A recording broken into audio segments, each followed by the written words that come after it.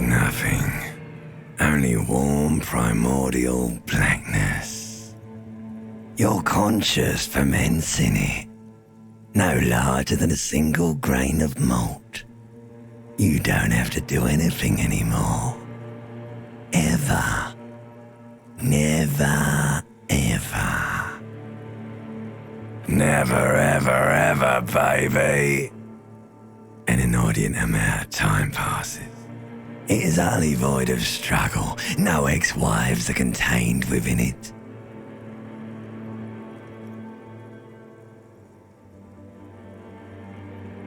You got it, sweet brother. Nothing upon nothing upon nothing. I know you do, baby. I know. Coming right up, sir. Smooth passage. Alright, nothing down to fuck all, borough.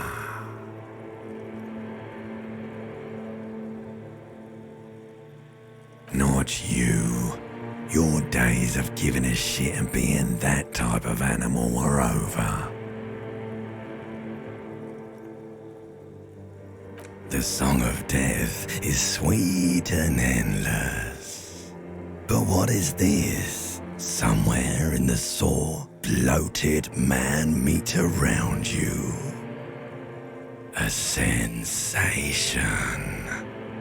Like a fly to the ointment, your conscience sticks to it. The limbed and headed machine of pain and undignified suffering is firing up again. It wants to walk the desert, hurting, longing, dancing to disco music. The stench of liquor rises from your mouth, and with it, an ungodly headache. A fiery streak penetrates your skull, trying to force your eyes open. It's a sound, a clarion call from hell. Somehow, you know what it is. A Caprice Canema motor carriage.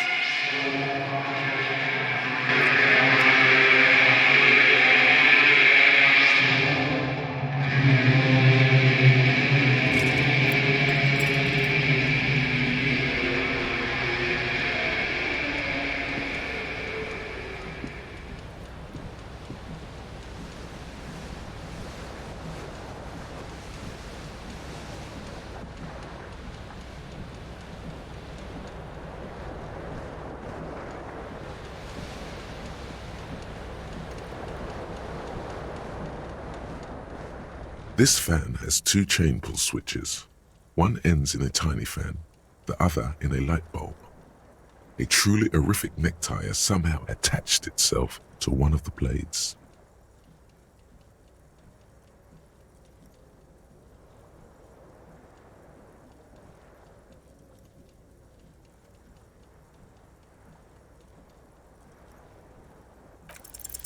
You reach out to grab the tie, but what's this?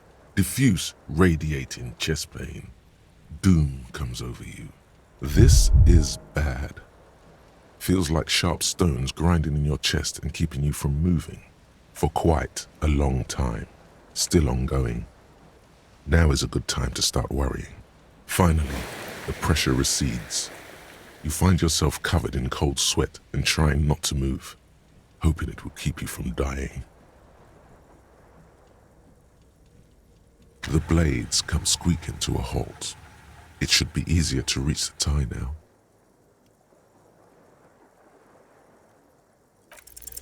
You swoop up and catch the tie. Snap! It's released from the blade. What you have in your hand is a truly hideous necktie with 4 or 5 different patterns. The knot reminds you of a noose. A terrible mistake. Turn the lights off immediately. You can practically feel the photons burning a hole in your brain. The lights are off.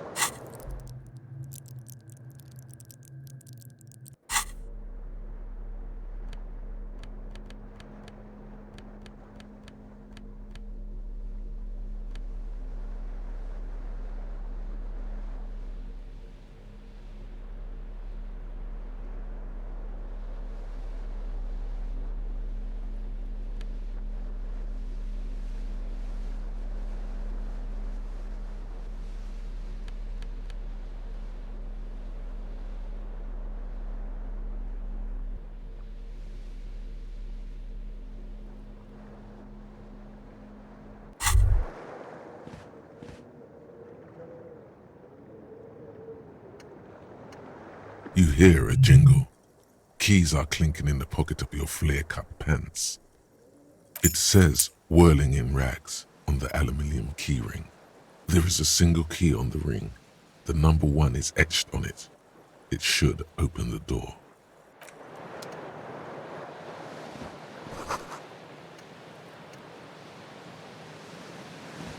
The window stands broken in its frame.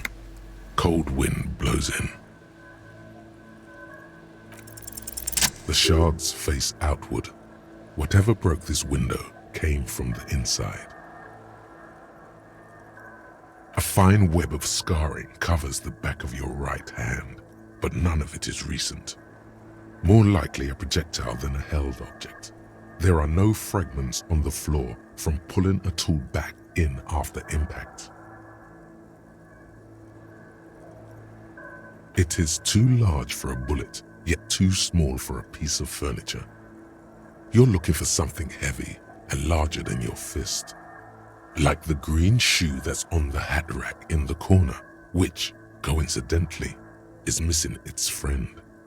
Congratulations, you smashed the window with your own shoe. Now you only have one. If you're lucky, you can still find the other on the balcony outside. The door to it should be outside your room. You mean someone else took your shoe off and smashed the window with it? This person also forced the drinks on you. A cool wind gushes in. Your toes curl up from the cold.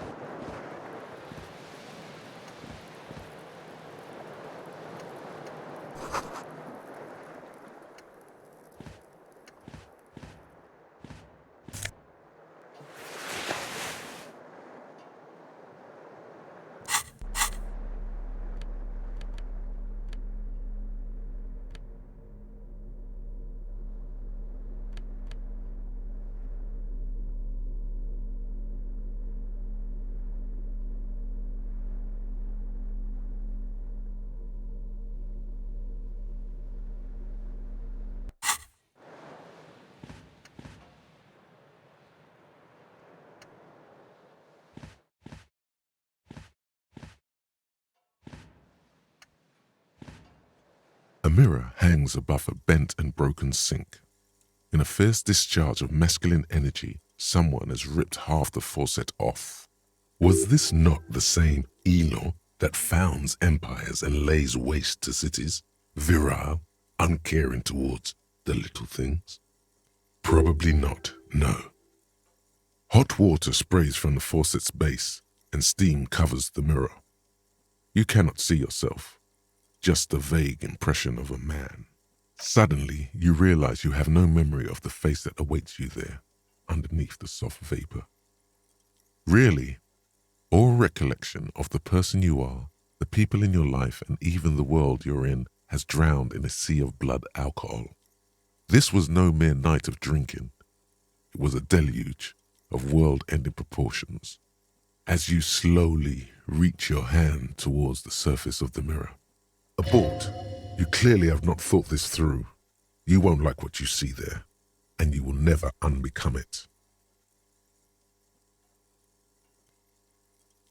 Yeah, there is definitely something wrong with it.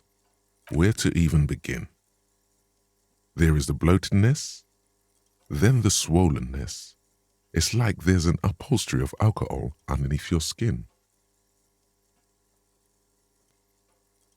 Bet you are. Your nose feels like a small balloon in the middle of your face. It hurts when you honk it. It doesn't appear to be a particularly tiny nose either. Not with all the drinks it's absorbed for you. It's not. It's swollen and snail-like, wriggling between your fingers. Behold. have no idea who this thing is, do you? Too late. You clearly have rigor mortis on your face. Oh wait, is that an expression?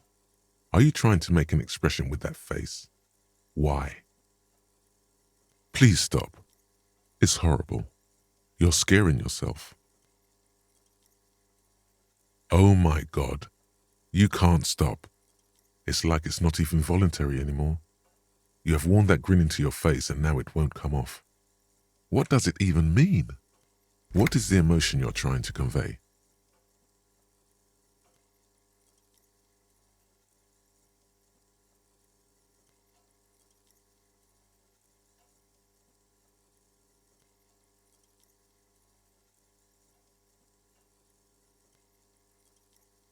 There might have been 10 years ago. It's little more than a cadaverous spasm now.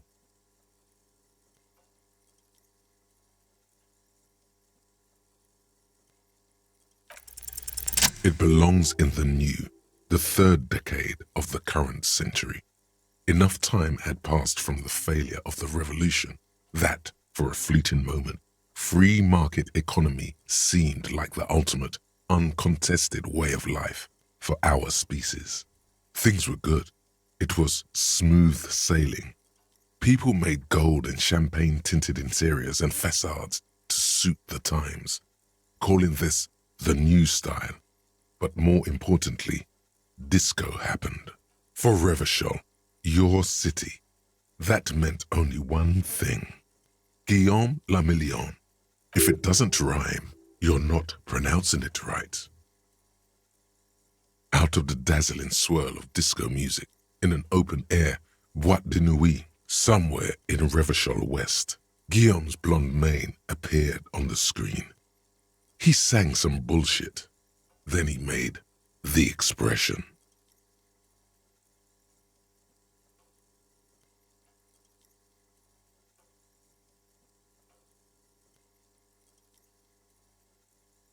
The click is used to spur on a horse. It also features heavily in Guillaume le Million's regional mega hit, Don't Worry, Your Pretty Little Head. Everyone loved it. Maybe you thought some of the stardust would rub off on you. Maybe it did. Either way, it's all gone now. Only the grimace remains. Some 20-odd years. There is a vast ocean of time between right now and the expression. Looking good on you, or anyone. Humanity has run aground in that time. It's a different world now. The expression is a relic. You have some understanding of the near history of disco. The rest is darkness, aside from the useless fact that the motor carriage outside was a caprice canema. It doesn't have to be. You can swoon over Guillaume and his champagne-corked smile whenever you want to. Maybe some of the stardust will return.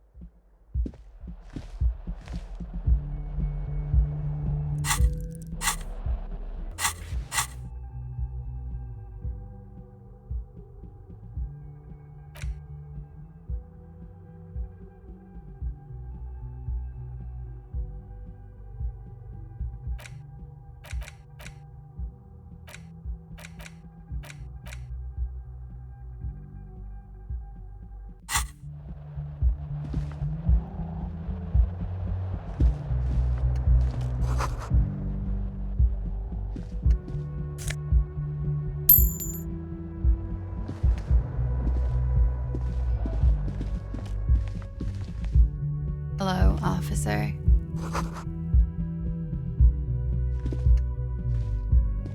The young woman raises a cigarette to her lips. A silver jumpsuit falls off her like scale armor, sparkling. This is the sparkle of too many nights out on the city. No.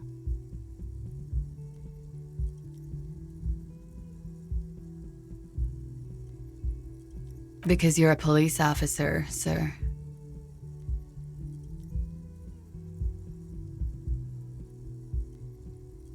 I'm not, unless you've been shitting us all this time.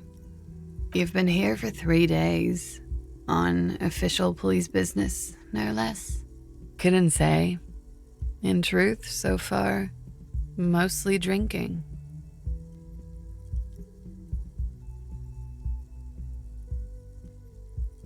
Don't be so harsh on yourself. They let almost anyone be a police officer. Could it be because of the drinking? Of course. Be careful, officer. They don't like the police around here. She looks back at you, a light glinting off her eyes. Goodbye.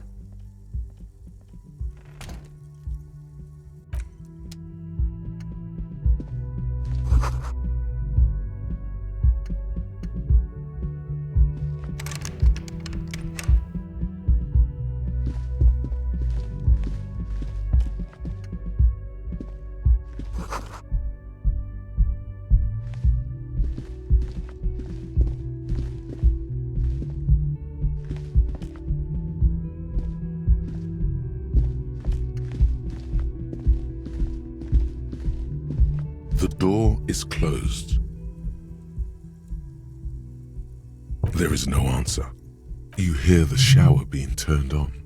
Somewhere inside, a tremendous loneliness comes over you. Everybody in the world is doing something without you.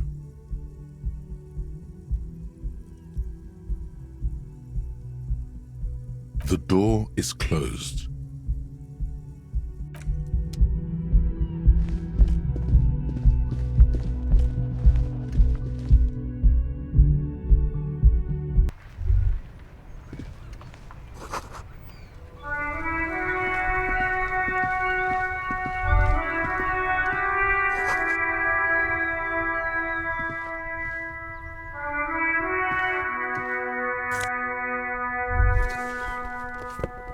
There they both are, two identical shoes, both copiously green and indiscriminately snakeskin, reunited on your feet, like two baby crocodiles. It's pretty clear a normal cop is not what you are. Good, they're balanced, comfy. Feels like the only good thing about you right now, truth be told.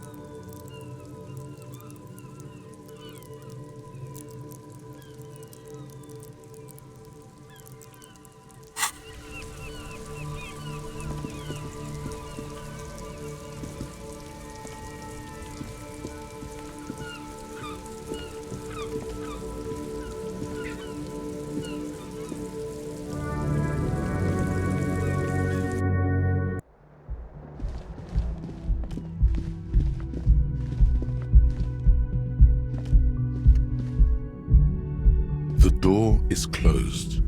This door can only be opened with a key or from the inside. Still no answer.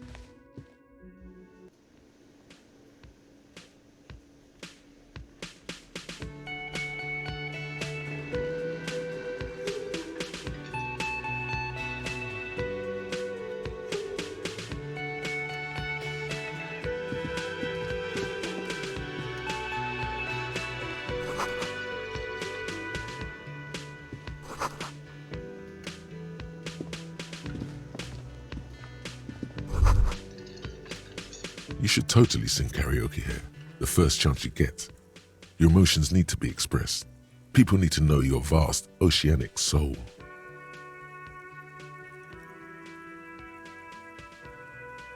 Of course, at this point, precise measurements of your soul can only be performed from the outside. It needs to be heard through a PA system by other people.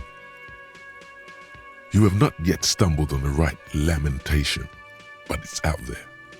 It'll come to you. You will wreak havoc with it. Don't worry. Serves them right. Wipe that smirk off their face with your sad, tragic song. Who's laughing now? No one. You have to find something tragic to sing first, though. You have not yet stumbled on the right... No. Don't sing the happy song. It's stupid. Sing the sad song. It's profound. You have to find something tragic to sing first, though. You have not yet stumbled on the right lamentation, but it's out there. Serves them. You have to find something tragic.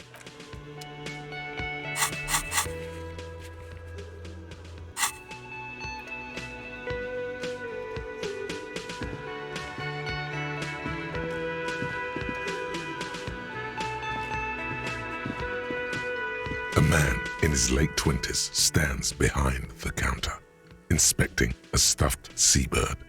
As you approach, he gives you a sideways glance, then looks down again. That was disdain in his eyes. Even now he's purposely ignoring you.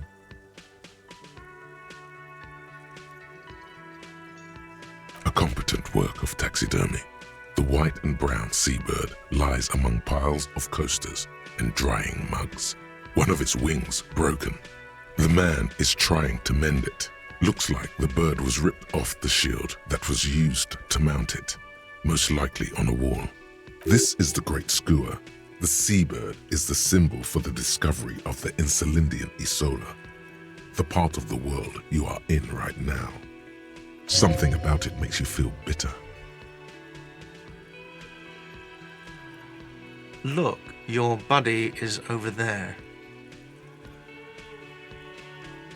Why don't you go and talk to him, okay? He pretends not to hear you, concentrating on the bird instead. Oh no, you're a hero. A real hero cop. Could the massive property damage upstairs have anything to do with this? Am I? Or did you ride in, take the body down, solve the murder, and not trash my hostel room? No, you see, actually, you didn't. You haven't done anything even remotely useful since you got here. No, I haven't seen you around. I'm not always here. No, I'm not the bartender. I'm the cafeteria manager. I have 3 cafeterias to manage. 3. Sylvie tends the bar here, not me. I'm only standing in. She just, you know... His eyes dart from left to right. This man isn't lying, but he is hiding something. So now you're a cop. Oh, forget it.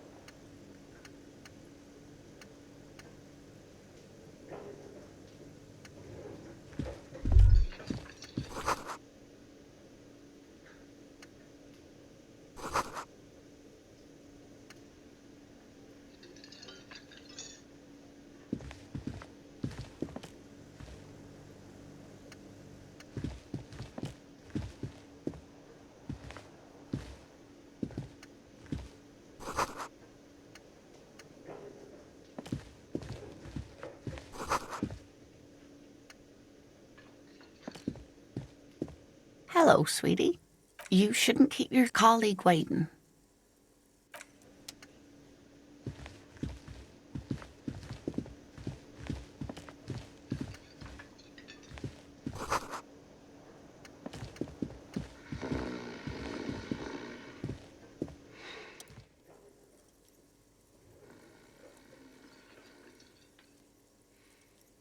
On the counter, rolled out of his open hand, you see a blister pack of headache medicine.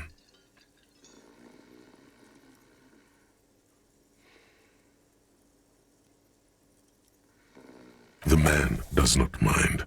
You probably need them more than he does. You've just picked up some magnesium. This item is stored in the bottom left corner of the screen above your character portrait. Use magnesium to heal your morale if you have morale damage.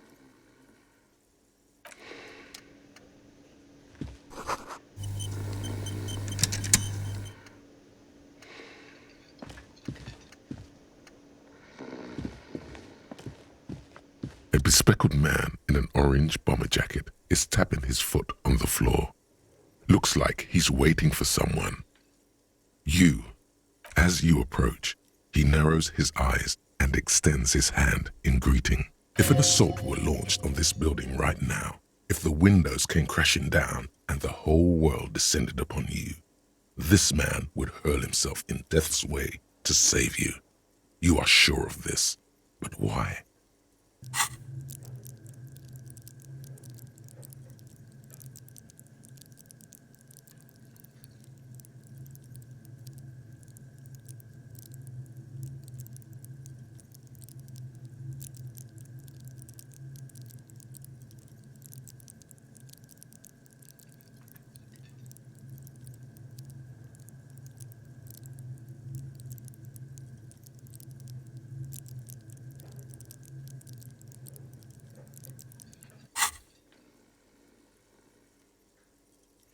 Hello, I'm Kim Kitsuragi, Lieutenant, Precinct 57. You must be from the 41st. You realize he's waiting for your name. This is your chance to come up with a really good name for yourself. Get creative. Conceptualize.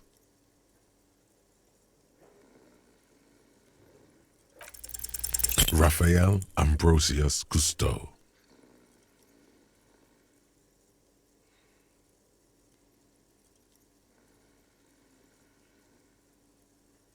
No, it's not. Raphael Ambrosius Cousteau is one classy name for one classy cop. Say it. Yes, well,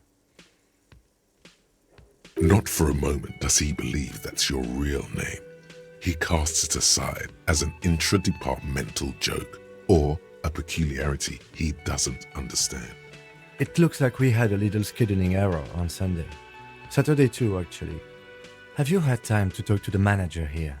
What he means is, he has been trying to meet up with you for 2 days, but you have been otherwise occupied. If you don't mind, we should talk to him again. Ask him for a rundown of the area. Now that I'm here as well. I understand the scene is out back, right? It also wouldn't hurt to assure him the police are finally here. In full force, I mean. Have you mapped out the initial interviews?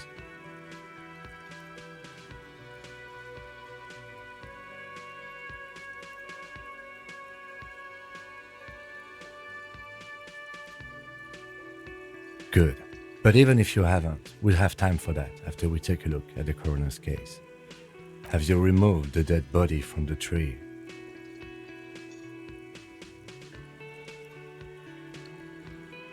So, the body is still in the tree.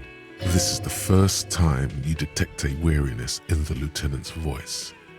It is obvious he would have preferred for the body to no longer be in the tree. Where it has been hanging for 7 days straight. We should go there as soon as we are done talking to the owner.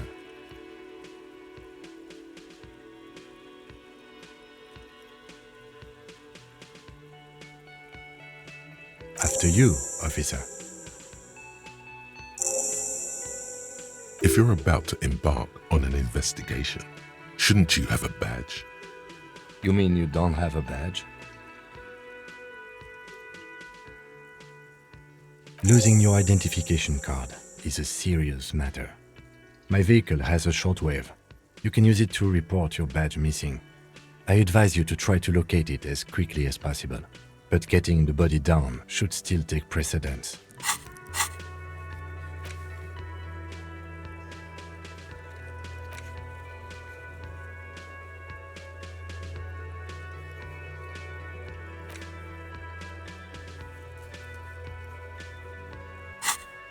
Lieutenant Kitsuragi is now in your party. You can talk to him whenever by interacting with him.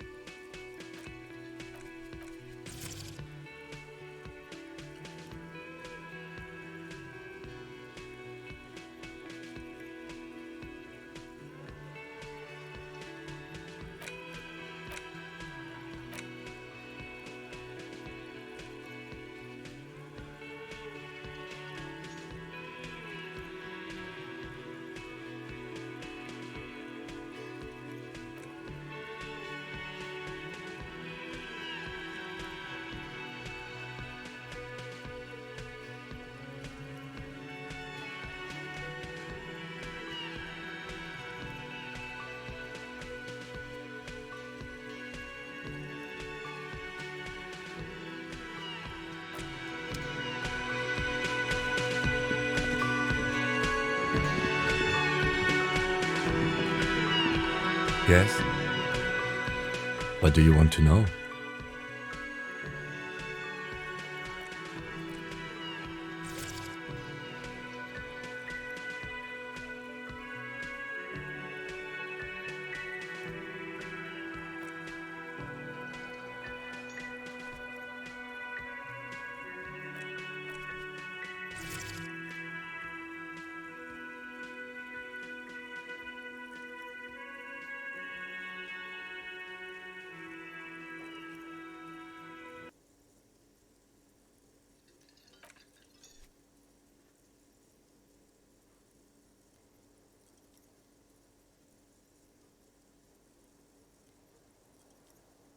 I'm afraid you and I are pawns in a pissing competition. You don't know? I assumed you were in on it. That's good. Better still than an imbecilic cop-off. It's just stupidity. We shouldn't waste any more time on it. If you want my take, ask me after we've inspected the victim.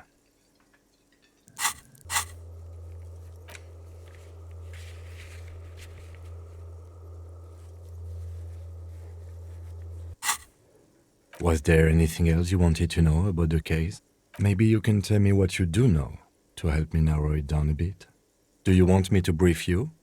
3 days ago, the RCM Emergencies Desk received a report about a security guard who was found hanged in Martinez.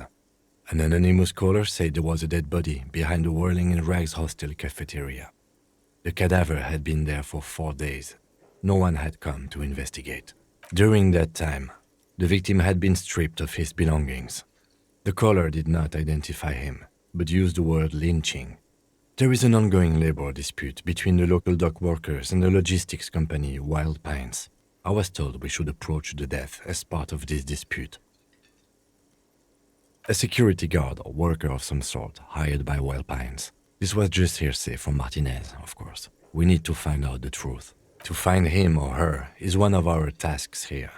For now, all we know is that the tone was muffled using a device of some sort. The desk could identify neither the caller's age nor sex. There's a strong prejudice against involving the RCM in what's seen as union matters. The dock workers' union is the de facto police in Martinez.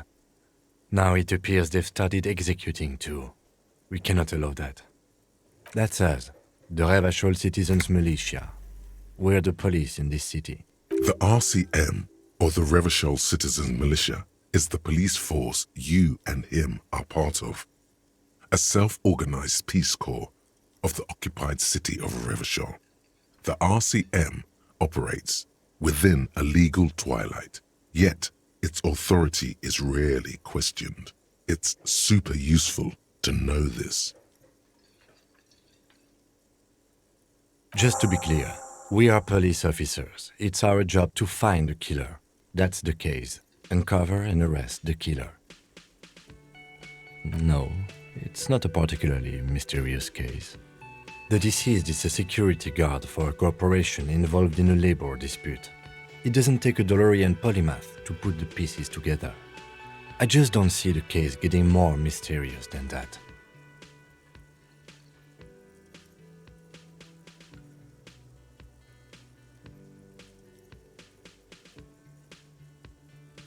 I can assure nothing like that will happen.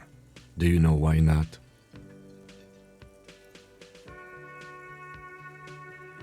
No, something isn't happening, because it's not part of reality. So desperately mundane. You need to funk this case up. There's something the lieutenant isn't seeing. The universe is too irrational, too morally complex. You should convince him. You mean like a brief? Do you want me to brief you again? There's no reason to wing anything. 3 days ago, the RCM emergency. During that time, the victim had been stripped of his belongings. Okay then. Was there anything else you wanted to know? Good.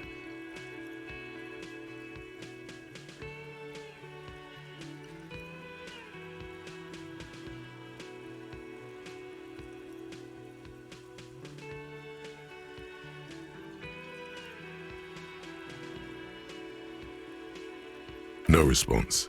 He's having trouble processing it, believing it even. Have you tried concentrating on something other than your personal affairs? There is a sudden, harsh edge to his voice, like he's tired of hearing about your personal affairs.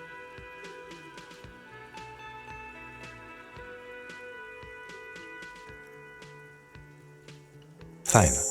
We should get through this day first. Off hours begin at 9 p.m. If you're still having trouble then, I can give you an orientation. Focus on other people's troubles, not your own. That is a relief. A moment passes. The lieutenant glances at the sports watch on his wrist.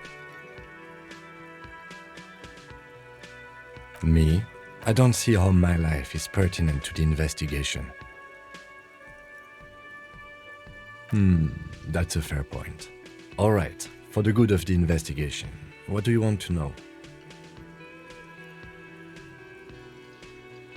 That's because I'm half Seolite, or quarter. My father's father was from Seoul, so was my grandmother, but from my mother's side. It's not an interesting topic. It's a part of the world, officer. A geopolitical entity and a geographic division. I told you it wouldn't be interesting. Seoul is a protectionist, isolationist, pan-Isolari state west of the Insulindian Isola. Actually, it's quite interesting. Some would even say mysterious. You're barking up the wrong tree. I don't speak a word of Seolite. I've never met either one of my grandparents, and I've never been to Seoul. I'm a regular Rêvacholière. A point of pride to him. What do you mean? I have no idea what you're talking about. The lieutenant's conceptualization skills must be rather rudimentary. The lieutenant is a police officer of the old school. His concerns are material and extrinsic. But this isn't an old school case.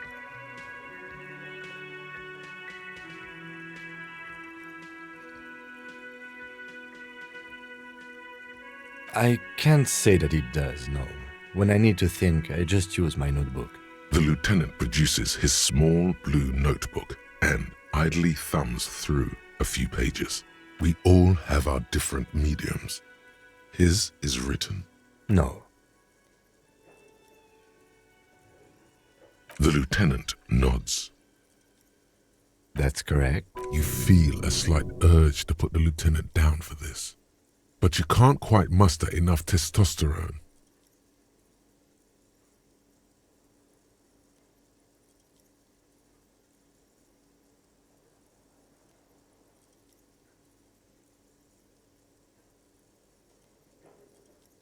Are they? They are mostly just cumbersome. You could use a good, normal peer yourself. Good. Let's change the subject. Excuse me? Detective, if I may be frank, you seem to be in a deranged state. You have trouble remembering things. You've misplaced your badge. I cannot let you act in the name of the RCM without supervision until you've regained control of your faculties. That's good. Some you time? This is a police investigation, not a journey of self-discovery. You'll still have your evenings to yourself. Please do. We wouldn't want your regiment to spill over into the investigation. The lieutenant is pretty sure self-care is just a euphemism for nihilistic binge drinking. What do you want to know? Good.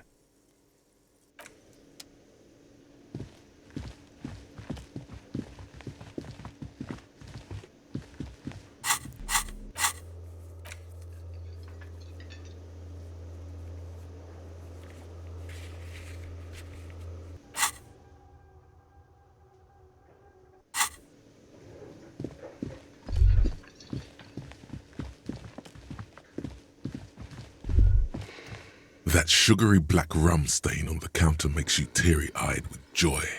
It's almost touching how syrupy and sticky it is. How long have you been up already?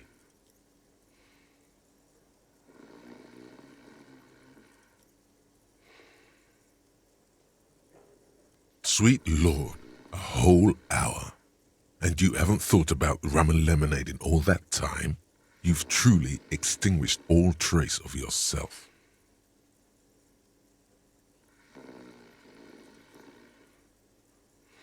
Maybe you haven't turned out well for your drinking. Have you thought about that? Get a goddamn rum and lemonade into yourself, boy. Or better yet, lick that stain off the counter. What happened, man? You used to be cool. Go get your boring normal person drink then. Get your drink on and your act together.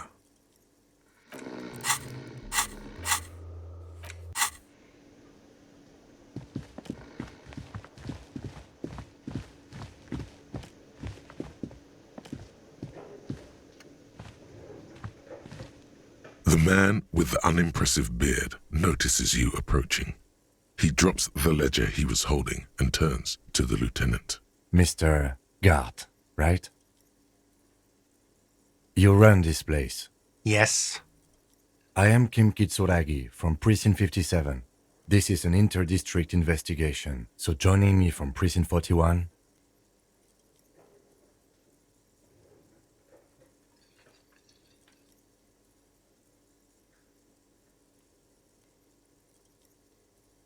What?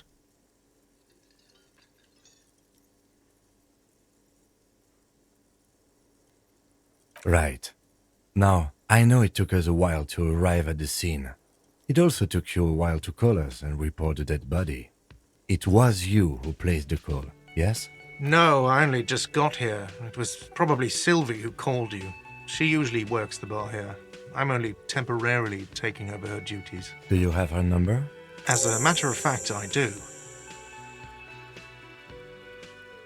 You said you just got here.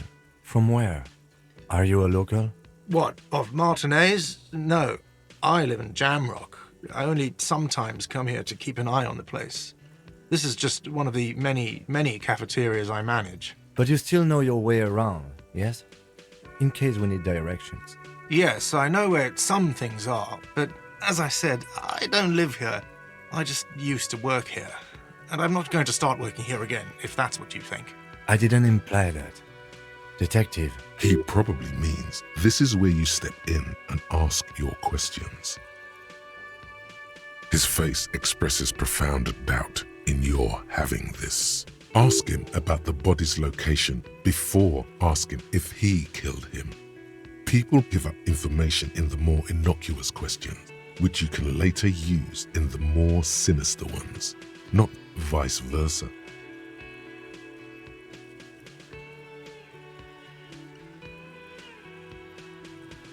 Haven't you asked me that already?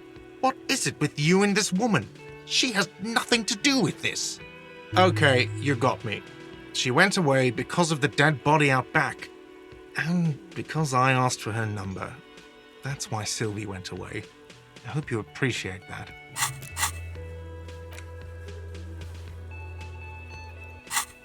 Thank you.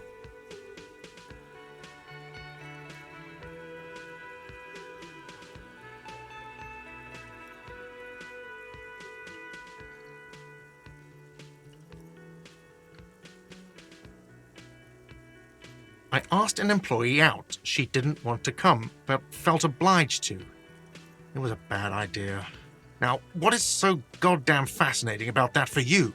It's got nothing to do with the lynching.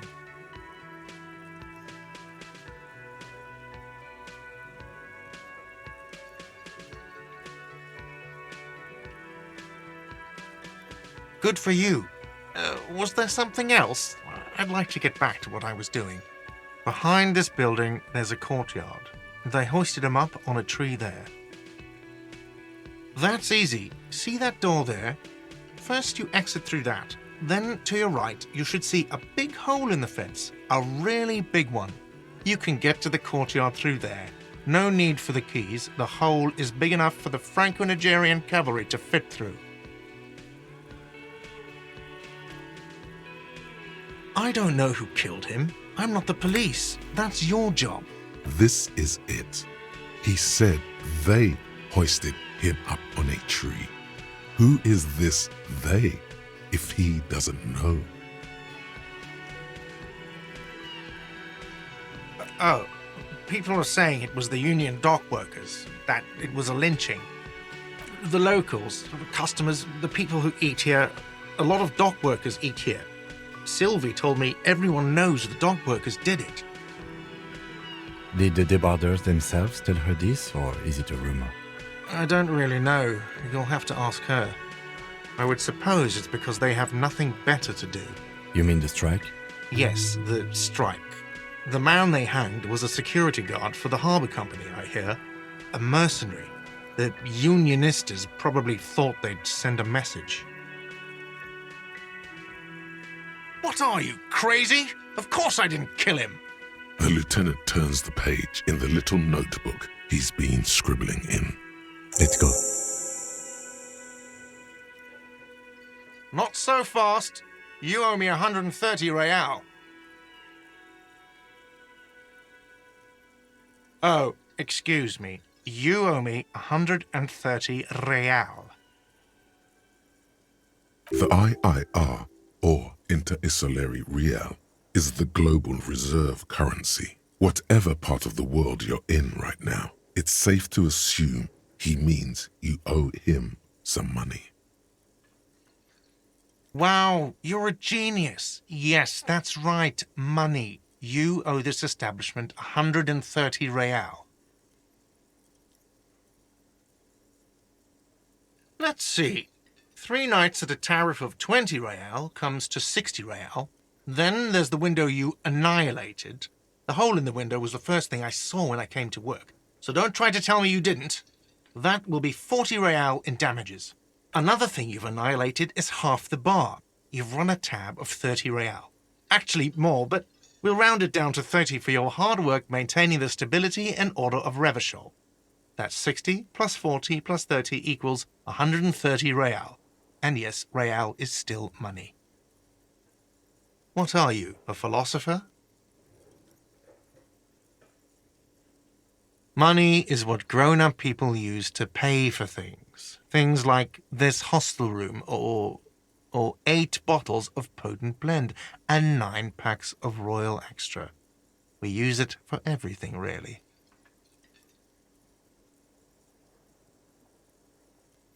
Are you serious? From your work? I don't know. You can take bribes, I guess. I'm sorry. I don't think cops can take bribes. Some do take recompense, but only to survive.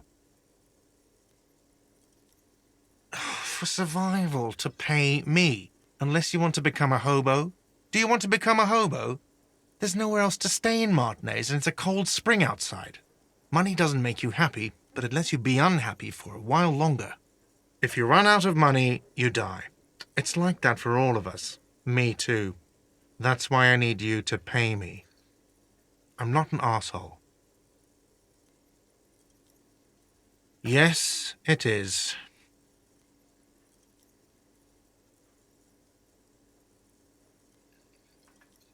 No, you see, that's 40 cents.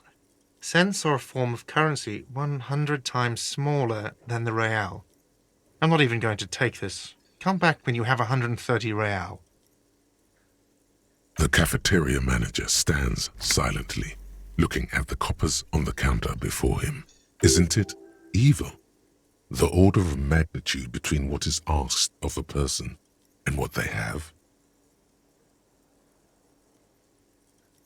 It does, doesn't it? There's a shuffle of nylon as Lieutenant Kitsuragi looks for something in the pockets of his orange bomber. That's Cop 4. I haven't offered to pay because I don't have any money either.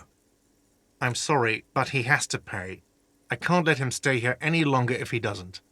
If he doesn't have the money by tonight, then... Officer, maybe you are better off working this from home for now. You live in Jamrock, right? It's not that far away.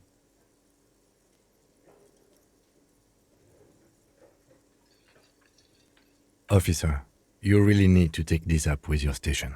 I have a shortwave radio in my car. Call them, ask for assistance. We have to get this investigation started now. Good luck. By the way, where is home? The address is coming up blank, and this place sure isn't it. But you've been at this hostel cafeteria for only 3 nights. Where were you before? You had to be somewhere. Why did you say that?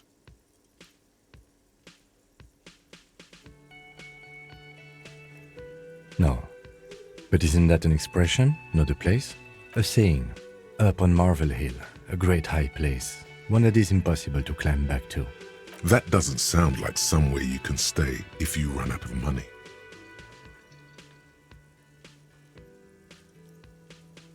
Entertain the thought when you get the time.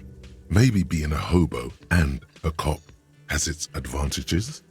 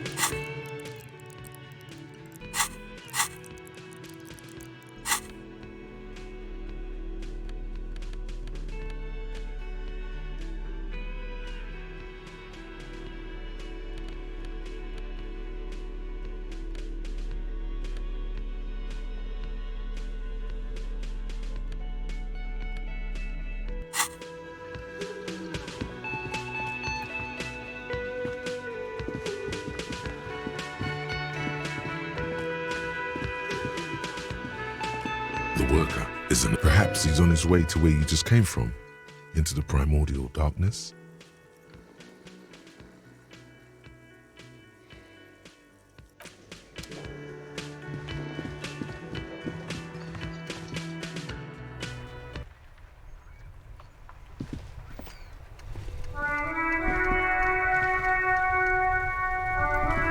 Yes?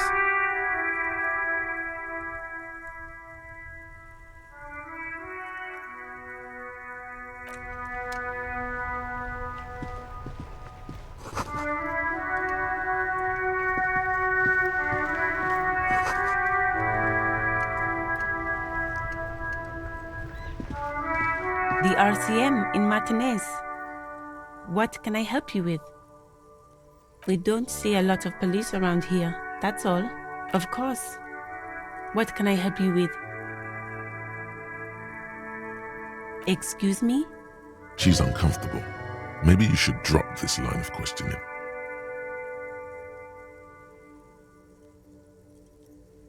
She shifts in her seat awkwardly. Of course. Where to? Oh, that's right there, in the yard. She's relieved someone has come for it. finally. What do you mean? Yes, sir. District of Martinez. This intersection is called Roundabout North. He knows where we are. He just wants directions.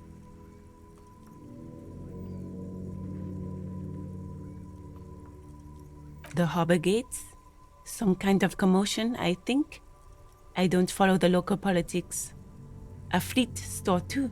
Some shops and a bridge. The canal bridge leads to the coast, but it's broken, I think. Some kind of accident probably. Just coast. There's a little fishing village there, and a fish market. But that got closed down ages ago. There's the pier, the Cape Side apartment buildings, some more tenements. Not a lot really. It's just water. No, actually, I think they call it the Martinez Inlet. There are some islands in the bay, but they're hard to reach. No problem. Me? I am just a gardener. I am working. I have a greenhouse in the yard there. I've been trying to get some work done. Well, as you already know, there's a corpse there, hanging from a tree. It smells pretty bad, so I have to take breaks. Don't worry, miss. We are here to clean it up. You can get to work soon. Thank you. My head is about to explode from all the salts I've had to inhale. Of course, I won't hold you back. Her gloves. You get the feeling that you need them. You have a dead body to deal with after all. Sure, keep them. I have another pair.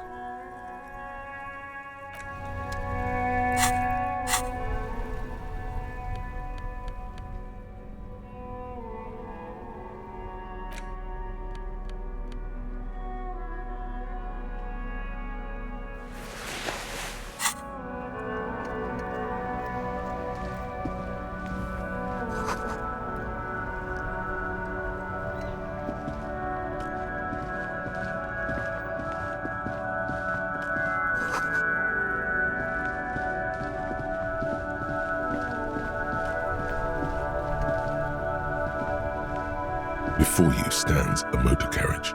The bodywork is covered in blue and white livery, bearing the number 57. Vapor emanates from the large engine on the back of the vehicle. It hasn't had time to cool off yet.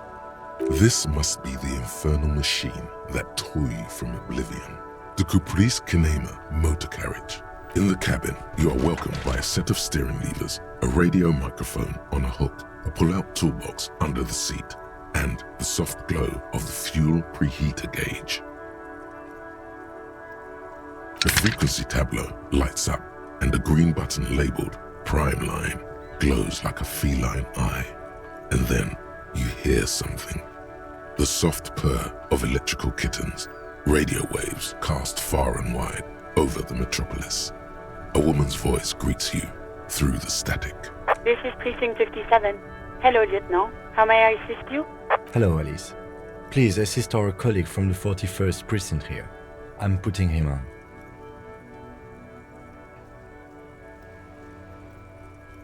This is Officer Alice Demetri, Precinct 57. How may I assist you?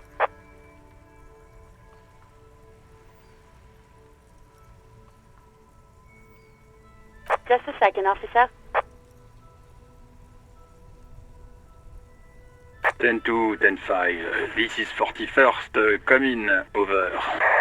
A scrawny old man sits in a dusty cubicle, smoking, with a large white rectangle sewn on his vest. In front of him is a box-shaped apparatus with an array of wires and antennas. The radio switchboard.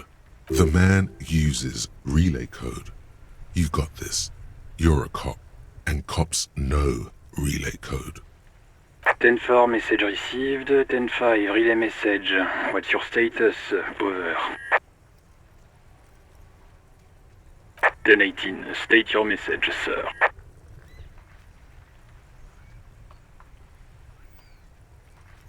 10-9, over. 10-4, message received. This is a very serious situation. I need to 10-22 the captain. Over. Is it him? What does he want? Says he lost his badge and needs to report it. He what? He lost his badge? Who lost his badge? Dick fucking Mullen. Who do you think? It's Officer Dick Mullen from the bestseller Dick Mullen and the Lost Identity. Dick Mullen is not your name. It's the name of a fictional detective who would not lose his badge. Defend yourself. Immediately. They're laughing at you.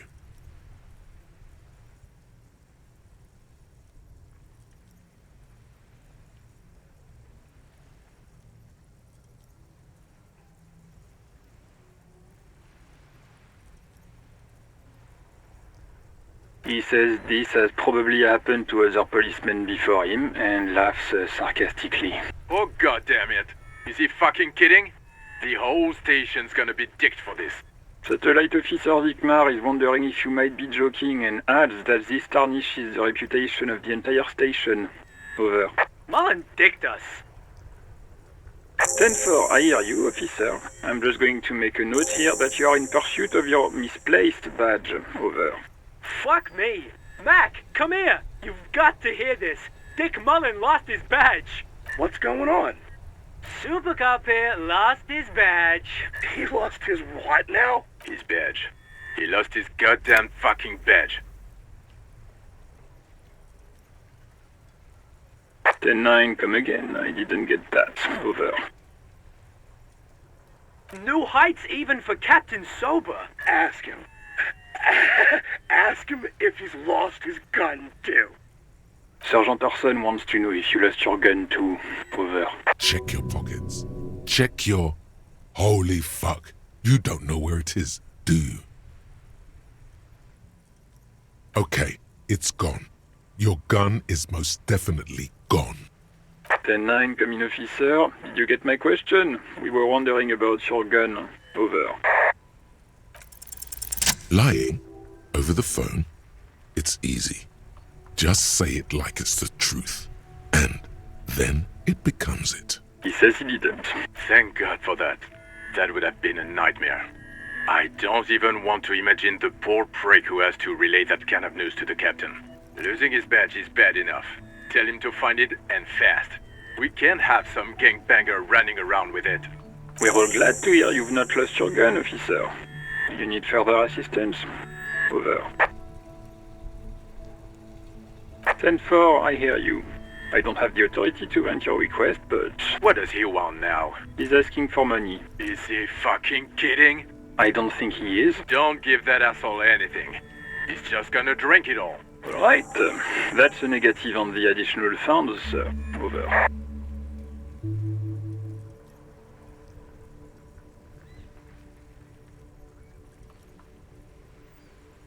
He says it's important to the case. He isn't getting a red cent. You can tell him that. Request denied, sir. Over. He says he's in trouble. Doesn't have a place to sleep. Well, I guess he'd better crack the case before sundown then. Vikmar said...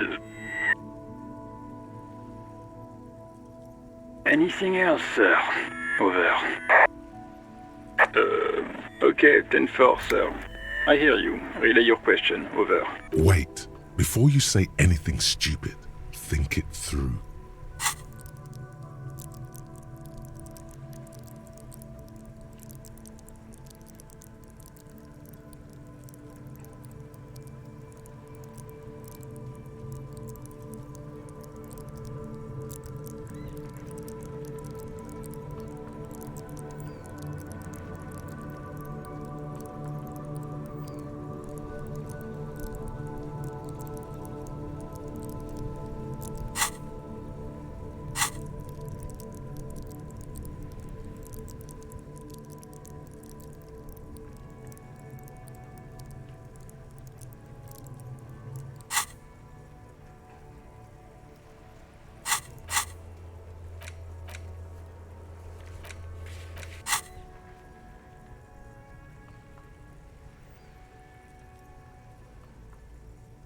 Be smart about this. Ask if he's there alone. 10-4, sir. I'm not hearing your question.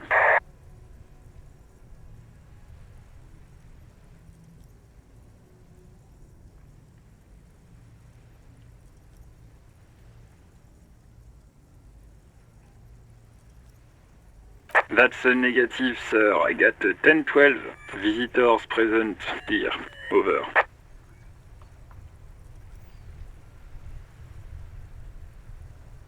What? What is it? He's still on the line? He wants to verify the information on his badge. But of course, it says Dick Mullen, High General of the Revacholian Cavalry Force. Tell him to stop wasting time. What do you need, sir? Over. 10-9, repeat message. I didn't get that, sir. Over. What? What is it? What can he possibly still want from us? He seems intoxicated and keeps asking me to call him by his name. Mullen's drunk and emotionally aggressive. That's new. Wrap it up. Don't indulge in his drunken antics. 10. Excuse me, sir? You probably don't want to continue on this road. Come again, sir? I didn't get that. 10-9, over. 10-4, well, that's, Does he actually want something, or is he hell-bent on disrupting our work? He asked if he ever told me about his days before joining the RCN. For God's sake, cut this shit out! Tell him to stop. Sir, Satellite Officer Vicmar.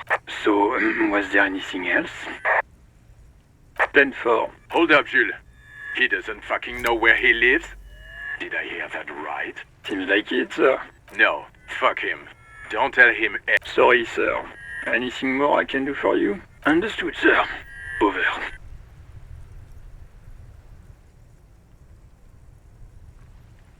Roger that. 10-10. Over and out.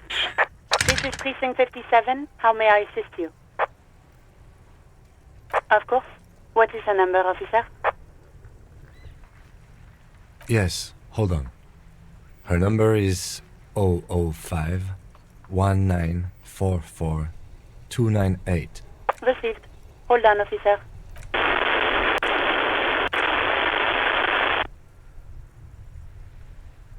Give it a minute. She might be busy at the moment. Takes a bit to get to the phone. Officer, I have Sylvie Malaika on the line for you. Yes, hello?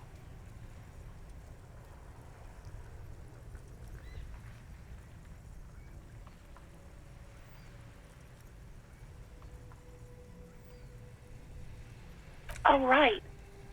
Hello, officer. What can I do for you? There is no resentment in her tone. She wants you to ask her out. No question about it.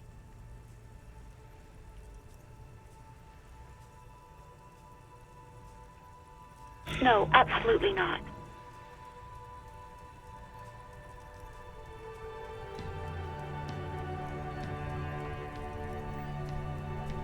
You mean, why did I leave the bar? Honestly, I'm not really comfortable discussing it with you, sir. Why not?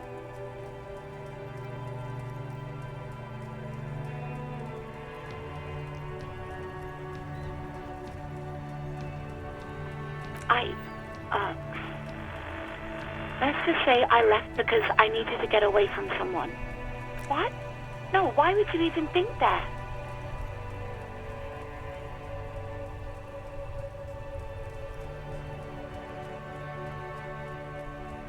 Please, don't bring Gar into this. It's none of your business. I already said I don't want to talk about this. You're messing everything up again. No, not me.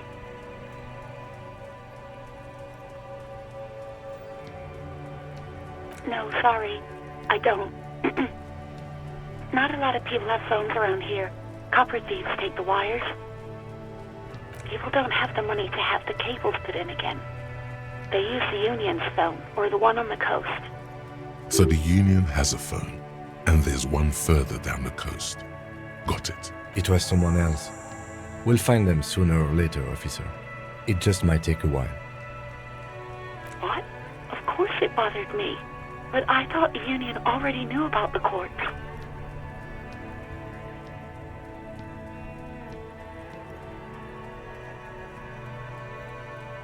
No one calls the police. The Union would get angry. You know, what the Union says goes. People listen to them and they take care of their own, which is like everyone here.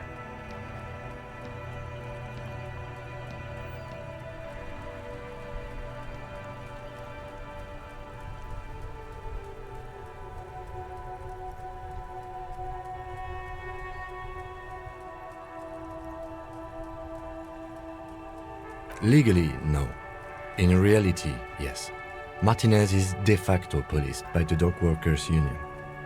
Words are not necessary to feel the lieutenant's discontent for the situation. Mm-hmm.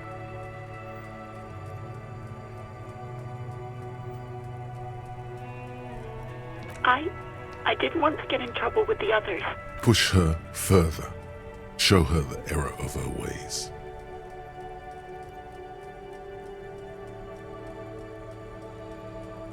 The other people who live around here.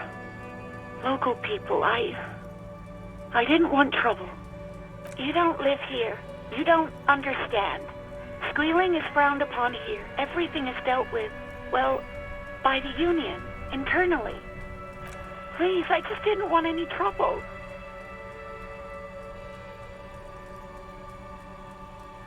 You do? Oh. What else can I do for you? Yeah, go on. Yes, I know who you are. You're a police officer. The law. This exact conversation has happened before. Establishing authority before this young girl seems to have been important to you in the past. Don't go there again. Oh, no, I haven't, sorry. Real policemen have uniforms too, by the way. Where's yours?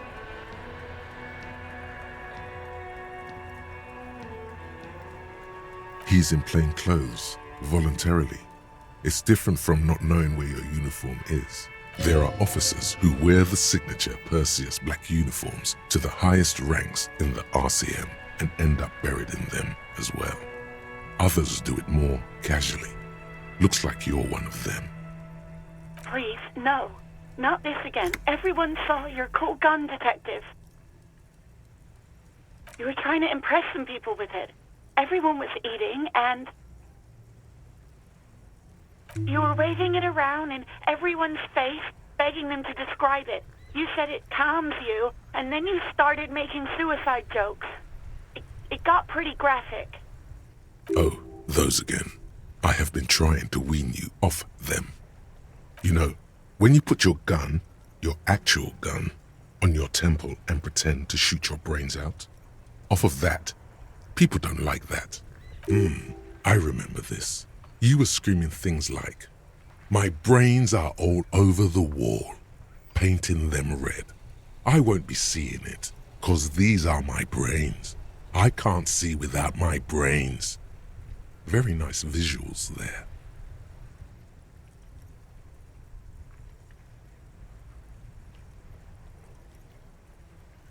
Me neither. There is silence on the other end of the line. No idea. All I know is next you were waving around money instead, saying things like big bucks cannot lie and guns can't buy money, but money can always buy guns. It almost looked like you pawned it. But believe me, I did not ask. Uniform? I never saw you in any uniform. You had your things on, the disco things. I do hope so. Please, don't call me again. Bye.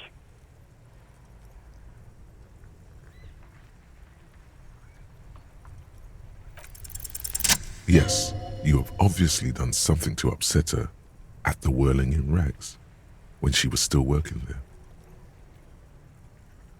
I'm not mad, it's just you were so drunk and so emotional all the time, and then the skua thing happened. It just made me want to quit.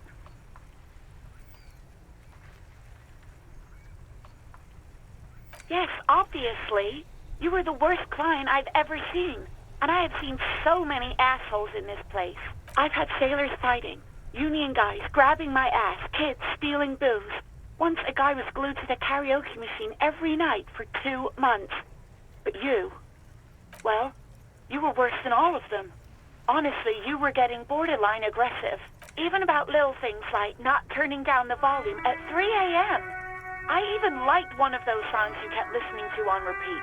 No more. I hate it now. We Go On by the O.O. I can't listen to it anymore. You've turned it into a parody. To hell with that song. Then there was your room, your project, an experiment to see how bad it can get in there. I tried to send the cleaner, but you wouldn't let me, threatened to make me understand. I had no idea what you meant, and I don't want to know. And then you screamed something about how you're a piece of shit human being, and why does anyone even let you work as a policeman? That you'd fire yourself, but you can't even do that.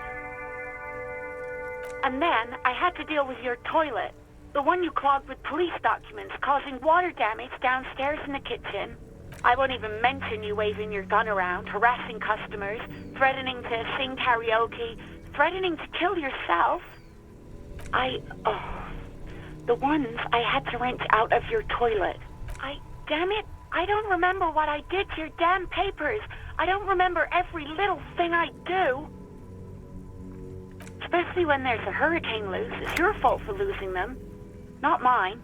Something in you wants to immediately forget about this, as if there was a reason you threw them away. No, you really weren't. You were simply the worst.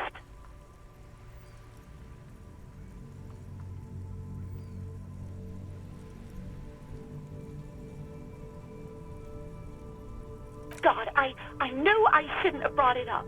Just try not to call me again, and let's pretend it never happened.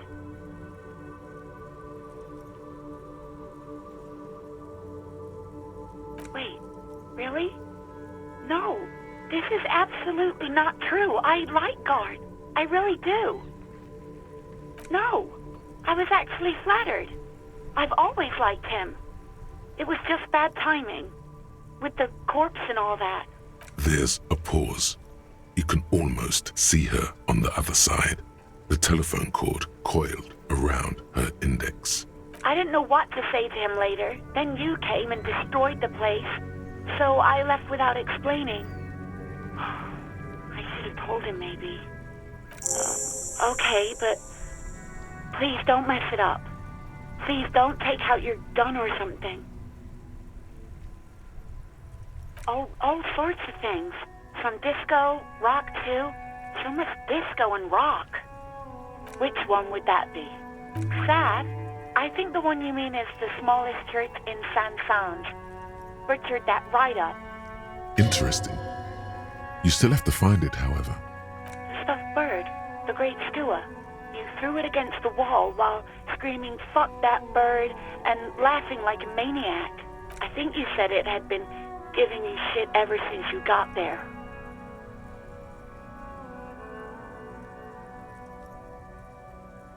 Didn't seem like you had fun doing it, though. You hear a sigh of relief on the other end of the radio. Wordless, the call breaks. Then, the already familiar voice. Anything else I can help you with, officer?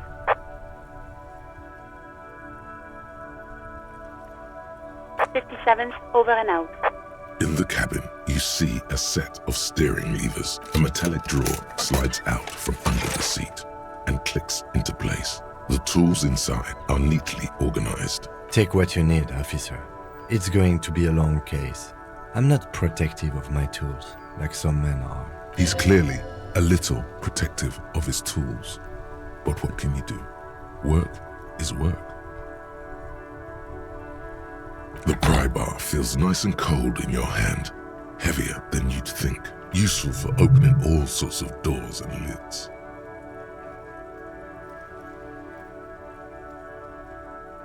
The handles are long and sleek. Snap, snap go the cutters in your hand. The pull-out toolbox slides back into its nest. Preheater gauge casts a warm glow on the steering levers and the radio on its hook. A metallic drawer, it's robust, weatherproof and well-made. Lets you see things in the dark you would otherwise miss. The pull-out toolbox slides back. The white suede feels luxurious under the touch, and the metal clutch handle so very familiar in your palm. As you tap on the gauge, the indicator pin jerks as if startled. It's in the large orange sector, indicating the engine is warm. There's no use pressing the heat button. It won't start without the ignition key. Translation: we're not going anywhere right now. Alternative translation: don't even think you can drive my MC.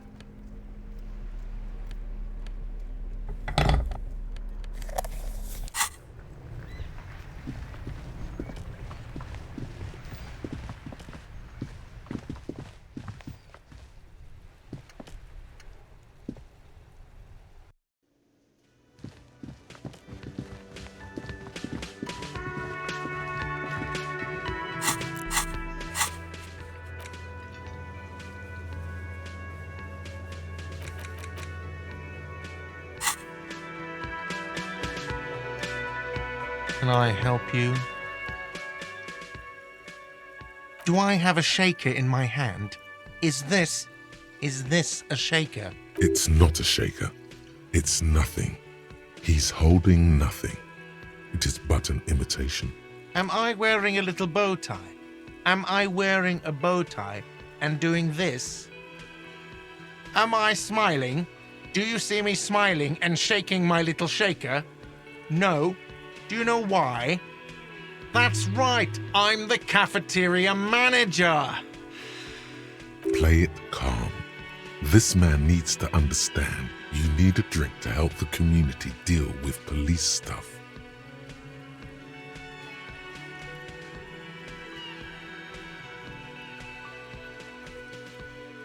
Even more reason for me not to serve you, sir. Was there anything else you needed? Do I have... It's not a shake. Am I smiling? That's right. Play it calm. Oh, well, in that case, let me pour you a nice, big, refreshing marinella. Do you want that out of a glass or a pineapple? Don't be an imbecile. I'm not going to serve you a marinella. I have work to do and broken things to fix. If that was all, I'd like to return to it. Wait, what? But what about the bird? Yes, the bird. I found it lying on the floor with a broken wing the morning she left.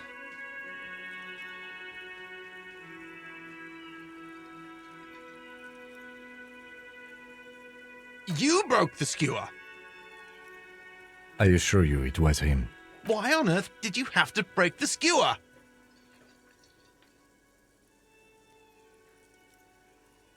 I can't believe it. I was so sure it was Sylvie. Even worse, I thought she was trying to send me a message. Symbol of hope and all. A tender type of hope. Something stirs in you.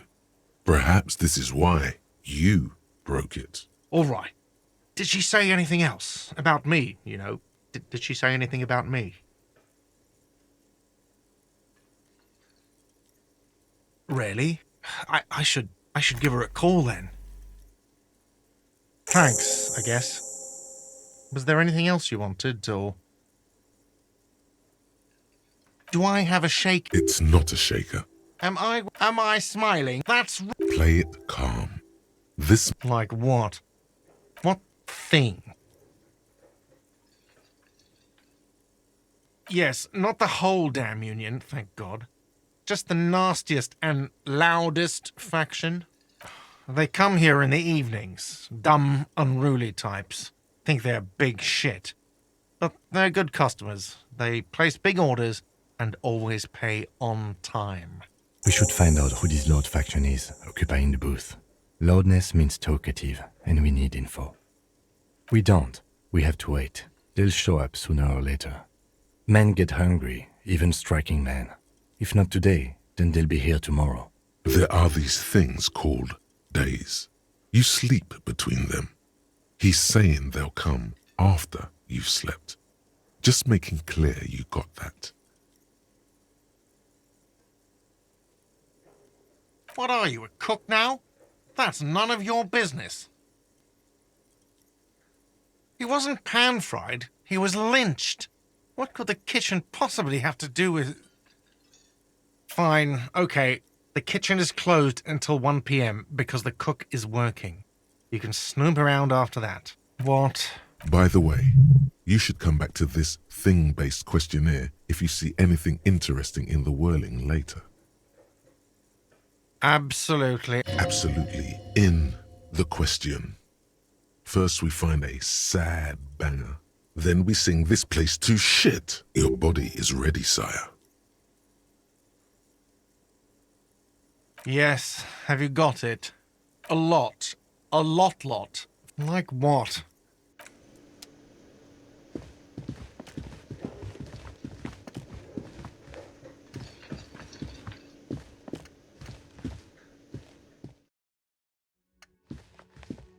The door is closed.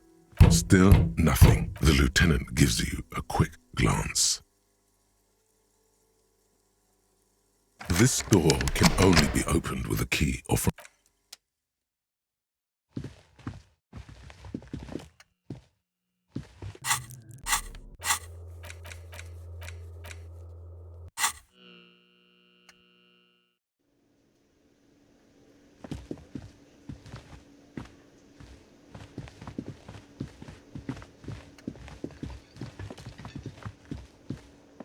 Hello, sweetie. Wait, who's Sweetie? Why, you are, officer.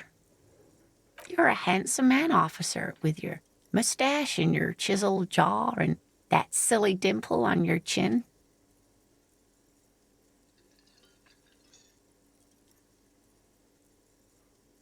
Take heart, officer. You're still a man in your prime. You must forgive me. I'm getting so scatterbrained. I completely forgot to introduce myself. I'm Lena. My husband Morel and I are staying with our friend Gary just down the street, but I come here for tea when they're away. This Lena is wacky enough for the motley crew. Hire her on the spot.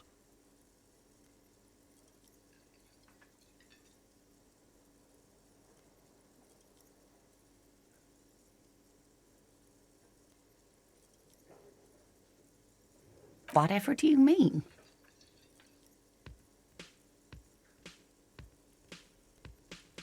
Sequence killers? Oh my. But I think you already have a partner, sweetie. A partner who needs you to help him get a corpse down from a tree. I can assure you with absolute certainty, there are no sequence killings taking place in Martinez. Now, gentlemen, no need to squabble. I wouldn't be of much use to you anyway, sweetie. Thank you, but Martinez isn't the most wheelchair-accessible place, you see. I'd slow you down. Perhaps another time. Yes, dear. A paraplegic is someone with limited or no ability to use the lower half of their body. Paraplegia is caused by spinal cord injuries, like falling from a great height, or a grenade explosion. That's quite all right. I'm used to people asking questions. I know they're thinking about it anyway. Yes, officer. You look rather dazed. Like a stunned fox. But surely things can't be that bad.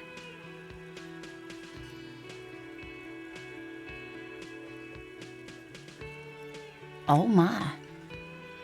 You know where we are, right?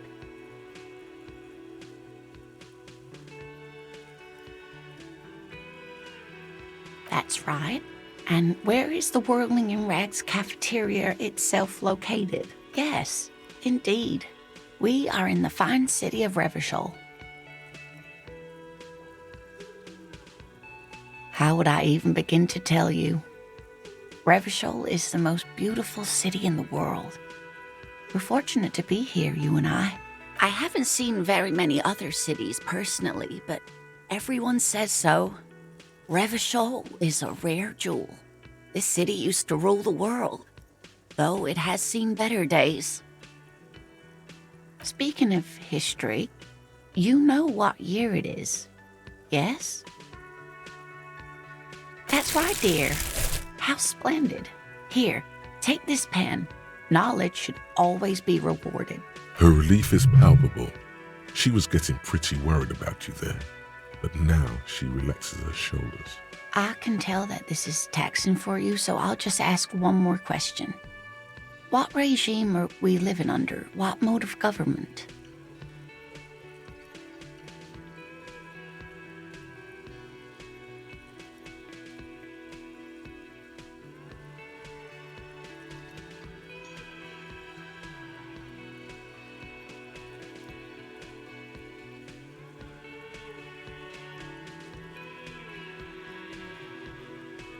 Oh, sweetie, it's really not.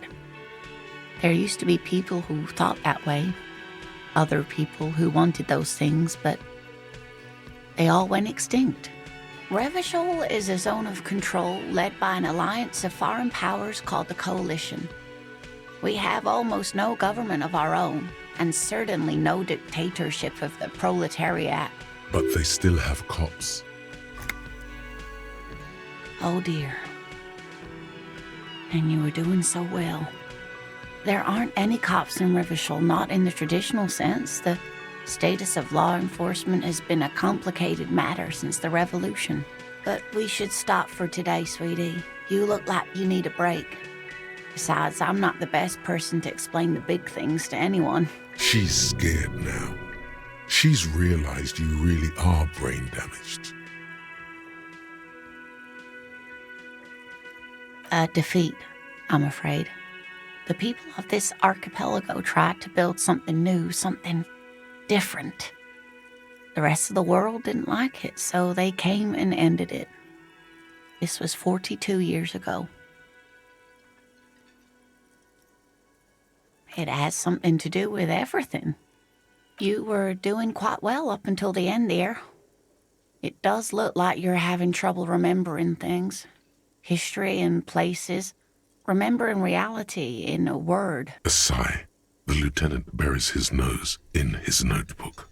But maybe a fresh set of eyes is what the world needs. And while I'm no doctor, such bouts of amnesia are often temporary. Someone more educated in sweeping matters. Maybe you should ask. No, I'm not an encyclopedia. I won't be a guide either. I'm a detective. Of course. Then I don't know. Someone rich, maybe? Wealthy people are educated. Though I don't know where you would find a wealthy person in Martinez. Oh, sweetie, I heard your conversation with the manager about your financial troubles. When do you get your next paycheck?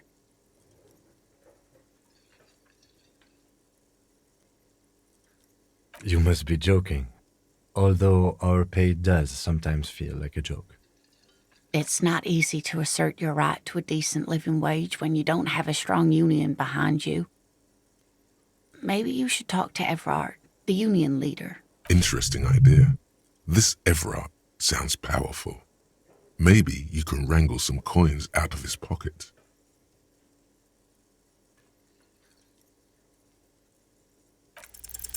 Your deportment remains dignified as you shed a single manly tear.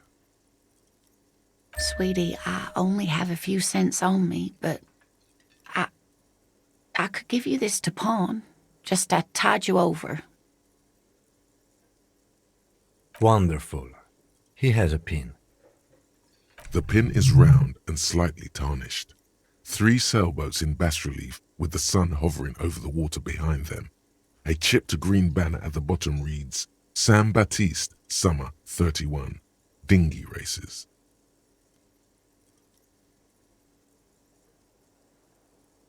Cross the plaza and follow the road along the coast. Down by the water, there'll be a shack nestled against an old stone facade. That's the pawn shop. An old friend of my husband's goes there often. He says the owner is quite helpful. Items that can be pawned at Bird's Nest Roy's appear in your inventory under the Items tab. You can pawn these items when talking to Roy. Oh, it's not an ancient family heirloom or anything, but I suppose it would be nice to get it back. Of course, dear. Good luck with your case.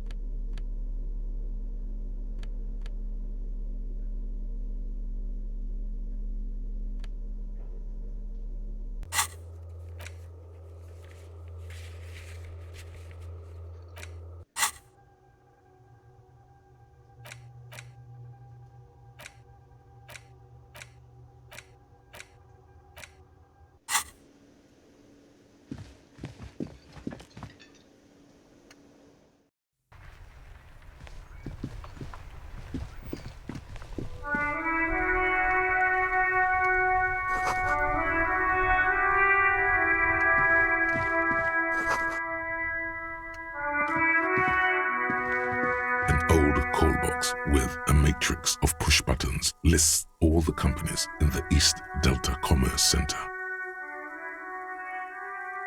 An off-key melody starts playing after you ring the door. Kuno, please stop calling here. Grown-ups don't have time for your stupid games. Oh, I'm sorry, officer. I thought you were... But the doorbell is broken and the bookstore shouldn't even be on the list anymore, so I can't help you. A single beep indicates that the line has gone dead. You ring the doorbell. What an ominous name for a hair salon. Doesn't bode well for anyone's hair. All you hear is static. You ring the doorbell.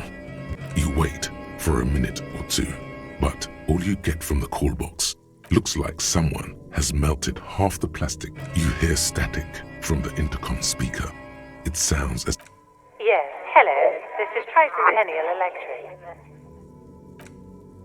She sounds almost antique, as if her voice was being played off an old wax cylinder. A receiver must not be working properly.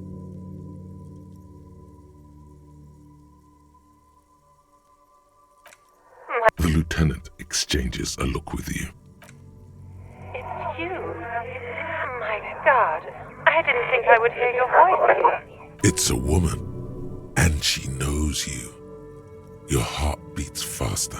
Who cares that you don't remember her? Just go along with it. No, something's wrong here. Are you sure she's talking to you?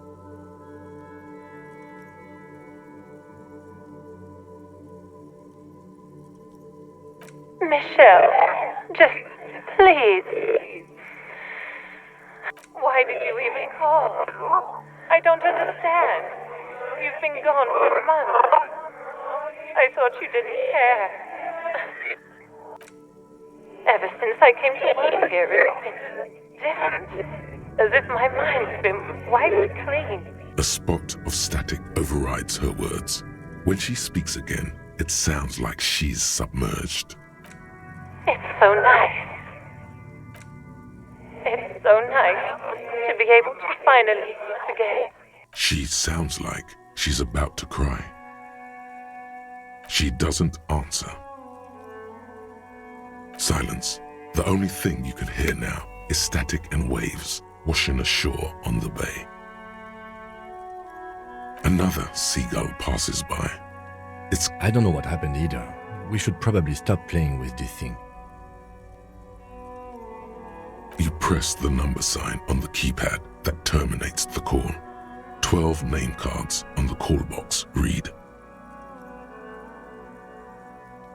Silence. No one's home. Silence. No one answers the door. Nothing happens after you ring the doorbell. Silence. No one. This button looks new, but someone has removed the This button looks new. It's probably not connected yet. Whatever she says, it can't hurt you. You're a different person now. All right. Maybe not healthier, but it's a bonus that you've drunk so hard you can't remember any of your past relationships. There's a light buzz as you press the doorbell, waiting for her to answer the call. Yes, hello. This is Tricentennial Electric. Have you come to place an order?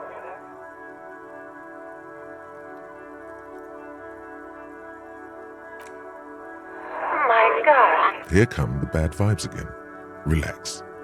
Distance yourself from it. It's you. My God. I didn't think I would hear your voice again. Wait. Is she... Michelle, just please. Why did you even call? Is this some kind of joke?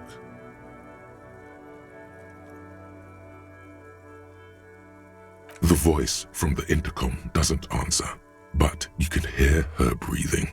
Wind blows into your microphone again, crackling and echoing in the box. Ever since I came to work here, as if my mind's been wiped clean. It's so nice. It's so nice to be able to finally forget about you. And then it hits you. She tries again not to cry, and still doesn't succeed completely.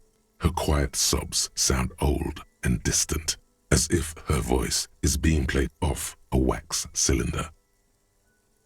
Her sound melts into the static from a long-distance phone call. From time to time, you can hear people talking in the distance, but can't make out any words. This is where you hung up the call the last time, but the recording is still going. A phone rings in the office with an old-fashioned chime, and someone walks by in a pair of heels. The static is like a warm blanket wrapped around the sounds. No one replies, but the static grows stronger like rainfall.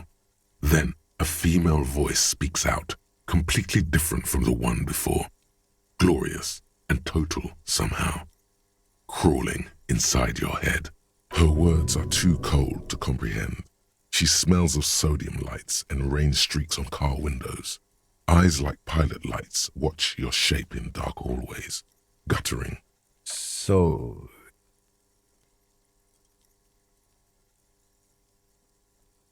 It was a recording trapped in the circuitry from some ancient tenant. This sometimes happens.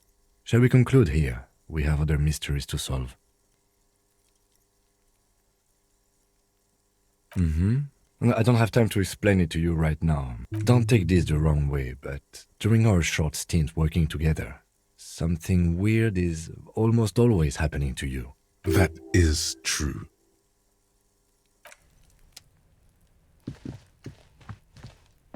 Yes?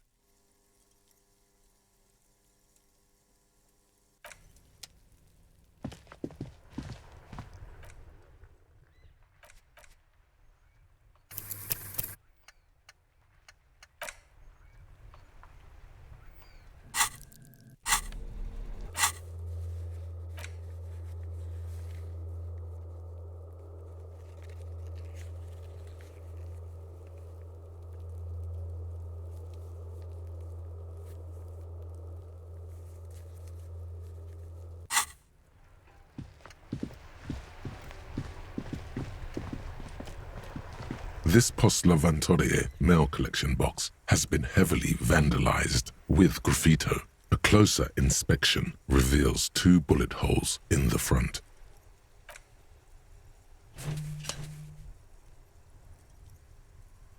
The box seems happy. Eat shit pig, fucked by the coon, and St. G with a crown have been scribbled on it. Jenny is a whore, and best set mailbox also. The mail collection box seems cathartic, thankful even. So do you. You shudder, then you swallow.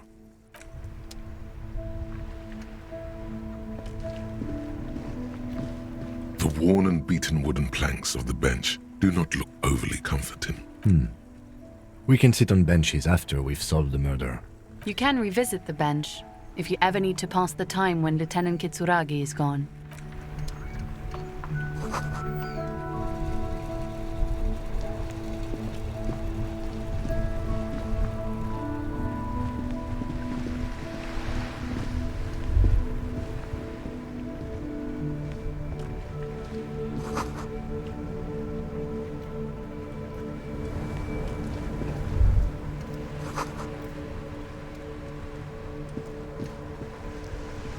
Life doesn't need to be a struggle. I'll be with you in a moment, officer. Let me just finish my sandwich. Talk to Angry Hard René first. Have you no shame? Whining about your back every time you bring out the measuring tape.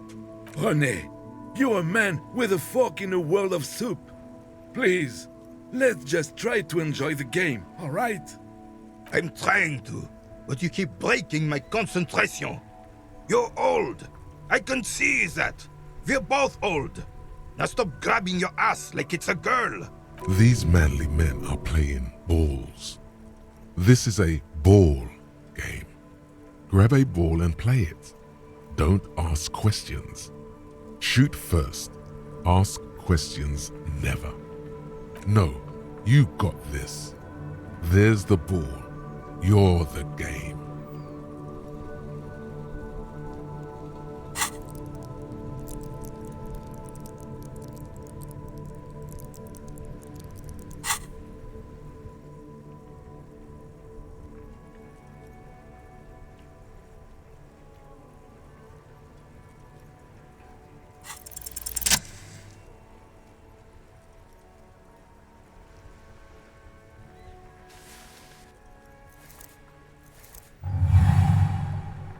You are immediately surprised by the ball's lack of weight. No matter, you'll make it work. God, this is right. You feel the familiar tremble of excitement and adrenaline that precedes every victory. Time has frozen. The cold metal ball is surprisingly smooth against your neck. It has a pattern on it, probably a sponsored ball. Yours would only be covered with bumps of learning and scars of victory. Already your muscles are adjusting to the weight, the nervous system calibrating, until you and the ball have merged into a single entity. The man ball is ready. A chilly breeze ruffles your hair as you stand there, feet firmly planted. All sounds, smells, even the wind, everything fades until the only thing left is the union of man and ball. An embodiment of pure motion, a fine-tuned locomotor running at maximum efficiency. Some would still say you're a cop, but I guess we're beyond that now.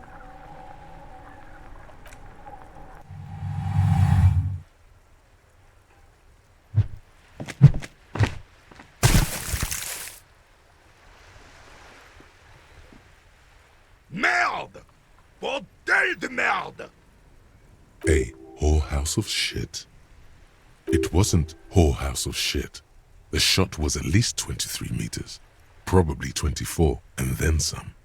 Nothing to be embarrassed about. What the hell is your problem?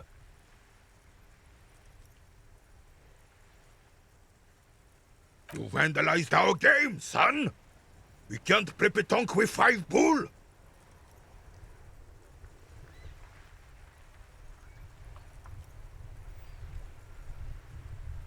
Well, it damn well isn't.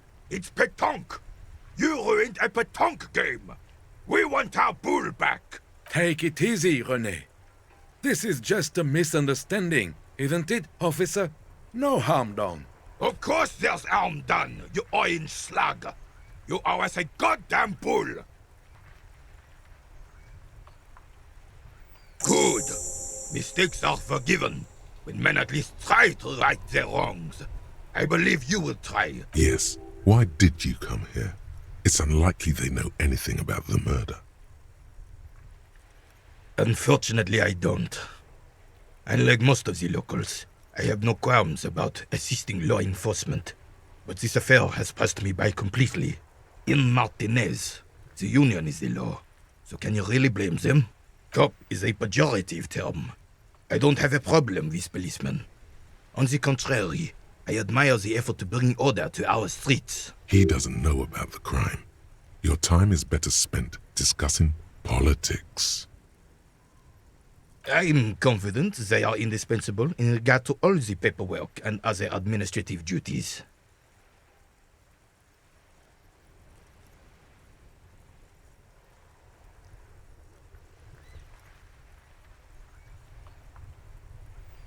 But you must agree that nature, in her infinite wisdom, has made men more fit to perform certain, more challenging tasks. Don't you, officer? No reason to even feel bad about that. It's just the way of the animal kingdom. Yes. The terrain here provides an interesting variety to a familiar game. I do. Fire from heavy artillery. Why what? Because that's what happens when communards hijack your country, execute your supreme leadership, and turn your capital into a slaughterhouse. You use heavy ordnance to clean up your home. Commies, communists, socialists, anarchists, call them what you like. They just chose the name to feel special. Senseless sentimentality.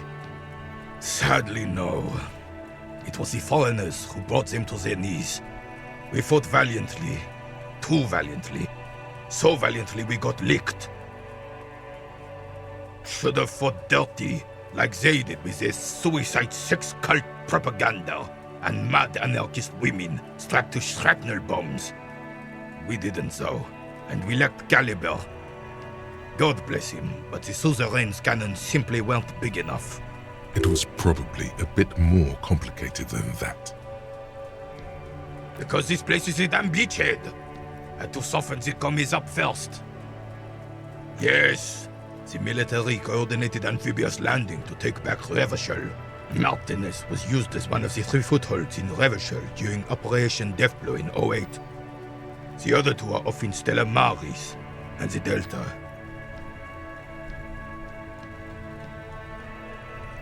This here is Blood Ground, where Coalition boots first made landfall and cleaned those rabid dogs out. Most likely, we're playing pétanque on their mangled corpses. Blood ground. You got old René going there. Like he isn't hungry enough already.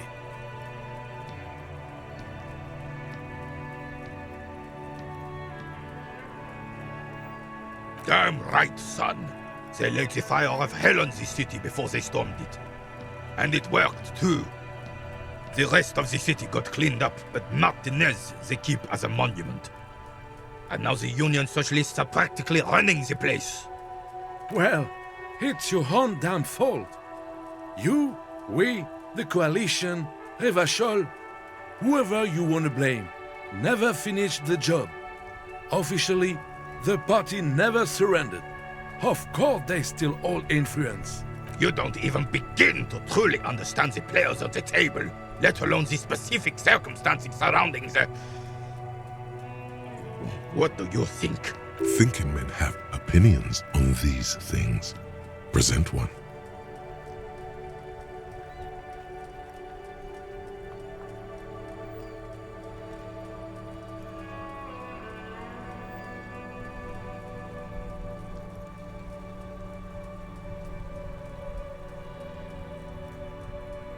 They're not.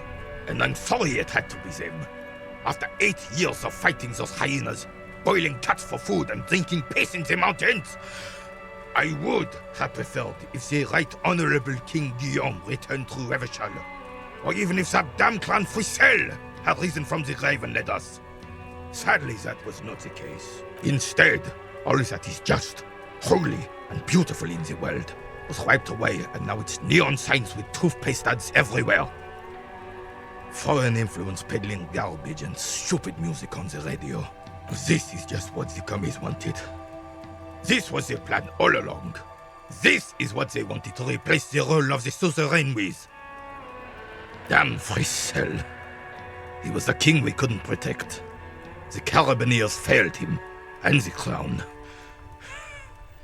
He died in the hands of the Hyperlay, in a very public execution. A true king in both blood and mind led Revachol before Frissel.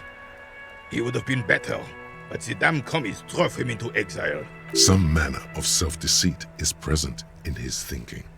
Sounds like this Guillaume abandoned him, and he doesn't want to admit it. The suzerain is the king! Has everyone forgotten already? It's no use talking to you. You were still in Daddy's balls when it happened. When we took our last stand against the filth and rode the cavalry straight into gunfire.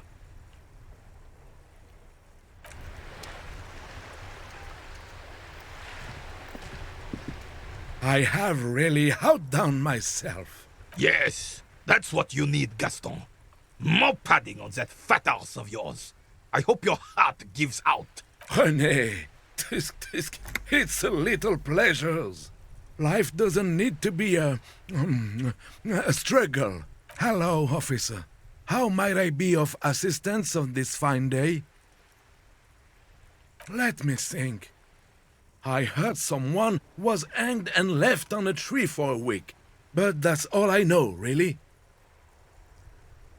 No, officers, I'm sorry, and I really would like to assist. You are both good guys. I can see that. Then help them, you wimp. You have plenty of shoulder with the gauche caviar in the Union. Someone must know something. He means caviar socialists. I wish I could, but I just don't know anything. I always keep my nose clean and don't gossip.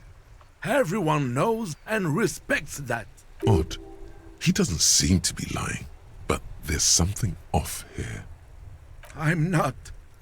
I'm not even anyone. Of course he's holding back. His mouth is so full of union prick he can't even speak properly. Can I at least finish my fucking sentence before you piss on it? Is that okay, René? I'm not anyone important in the Union. I just know Evrard. Everyone in Martinez knows the Clare brothers. I taught these boys human studies and history in the gymnasium. What do you know about history? You never witnessed history. Only heard about it years later, when it had already moved on. The old soldier mumbles something under his breath and turns to face the sea. There he stands, proud, rigid and alone, like a cracking marble statue. Let's try not to get caught in a crossfire. Lest we leave riddled with bullet holes. This animosity is ancient. Everyone in Martinez. What do you... The old there he stands. Let's try not... Lest we leave... Oh, in many ways, yes. Like an honorary member. I attend meetings and parties. Help with little things. Evrard, Edgar, and the older debarders all know me. Oh yes, not in the technical sense. I don't have a vote or a membership card, but Evrard keeps me on the payroll, just for the little things. So that's what it was before. Him hiding something. He tries to make it look like he's a big deal in the Union, and now the illusion is disintegrating before your and René's eyes. He doesn't know anything, because no one tells him anything. He's an outsider. Of course he's not a member. He's not a member of anything. I knew that. He's a Weservein. Turns to where the wind blows and tries to look important. I hate this socialist rabble. But even siding with them is better than living your entire life on the fence. Writing work mostly. Occasionally, he needs something written, and I happen to have a way with words, people say. Oh, nothing official, I assure you. Just essays for the newspapers. About Martinez and how things are and how they could be. Evrard and I have these long talks where... Well, he tells his little penman exactly what to say. I don't even consider myself a regular socialist. Politics is not really something I involve myself in, officer. Officer, I have a vivid imagination. And like I said, I have a way with words. That's enough. No need to sink into politics. He just fluffs it up. Of course. Don't sink into anything. Don't sink into any fight. Only sink into your couch. I prefer highly adaptable myself. Have a better ring to hit, don't you think? Mon Dieu. No, thank you. For being consummate professionals. You'll have this case wrapped up in no time. I'm sorry, officer, but I really don't share food. The only one you have.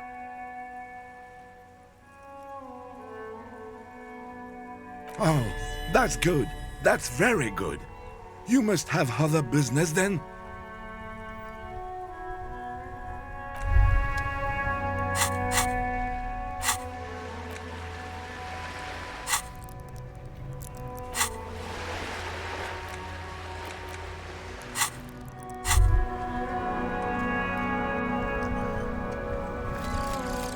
Guillaume Le Million. Bad news. Guillaume Le Million did not become a cop. In '38, he went on a tour to the Sinyao province in Safre, where he died of autoerotic asphyxiation. His body was found hanging from a decorative dragon tree in his junior suite amid drug paraphernalia, unwholesome objects, and the Sylvia Trainer single Wonderland skipping in the background. And yes, you can take this as a metaphor for Revachol in the 30s, and also as a warning.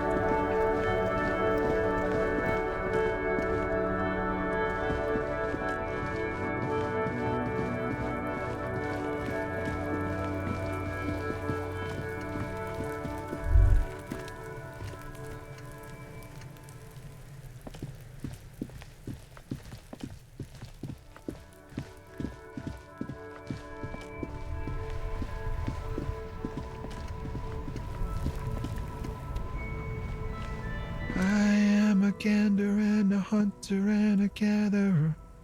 Feel like a traveler. A simple little cadence. He seems to be making it up as he goes. From another planet. Hey there. It's the jam, my man. It's a traffic jam for the ages. Harbor gates up the street are shut tight. No explanation given. Workers on strike, scabs agitating, an all-around clusterfuck. Meanwhile, we're all stuck here in long-haul limbo for days upon days upon days. Upon days. Feels like forever. Like I was born on this here roundabout and this was all I ever knew. Just me and the metal and the tires, the oil and the fumes of mazout. Mazout is an antiquated term for heavy fuel oils. This man has a barely suppressed performative streak, or he just likes unusual words, or both. Yeah, imagine. It's been a whole week already. So tell me, what do you need?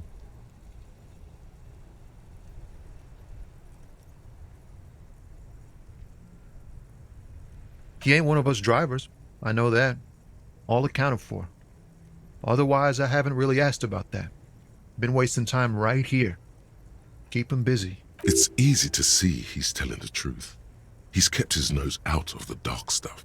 Analyzing the fundamental structural and psychological conditions of being stranded in the midst of a sea of motor lorries and their sad, despondent chauffeurs. Ask for his conclusion.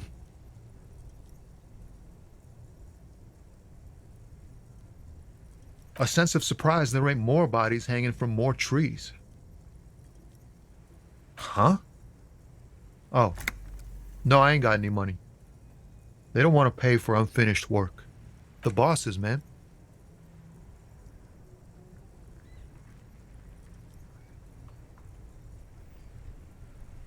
Makes sense. It sucks is what it does. It's like, whatever's going on over at the docks. Workers got a blockade set up, making demands, no way in or out. Some pretty wild stuff, I hear. Like a giant new power crane in half the company? I forget what exactly. I've heard talk there's a company rep in town too. Like a strike negotiator type. They'd know what's up. Precise demands and so on. Ah, yes, from the Wild Pines. We'll meet her soon enough, I'm sure. They want to keep that money flowing in, my man. Ka-ching. He doesn't blame them, but he's not on their side. That's for sure. Anything else? Yeah, this ain't really my area of expertise. I just do my job and get paid. I have things to do and places to be. All of us do. Us lorry drivers. Camionneurs.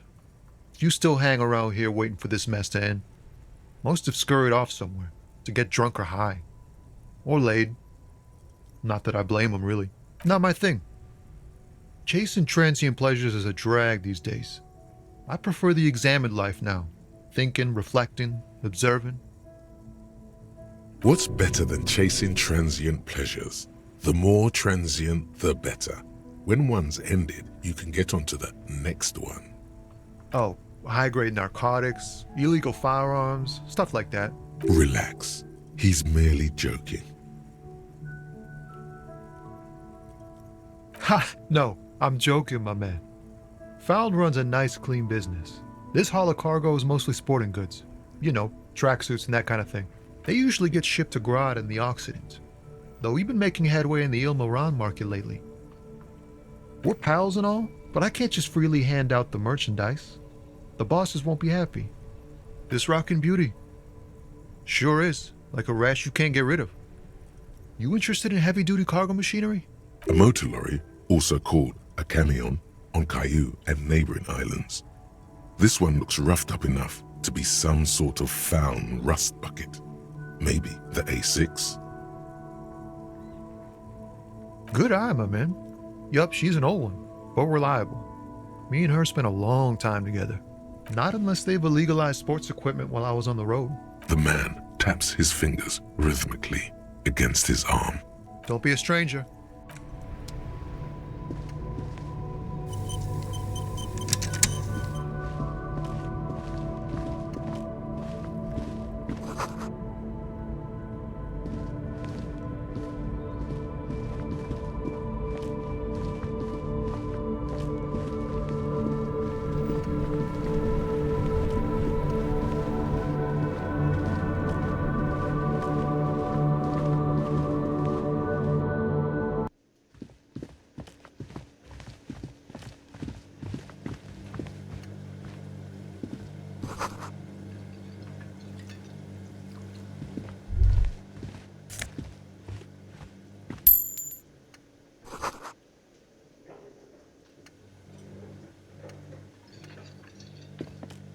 thin man is smoking below an exhaust hood, occasionally sipping from his mug.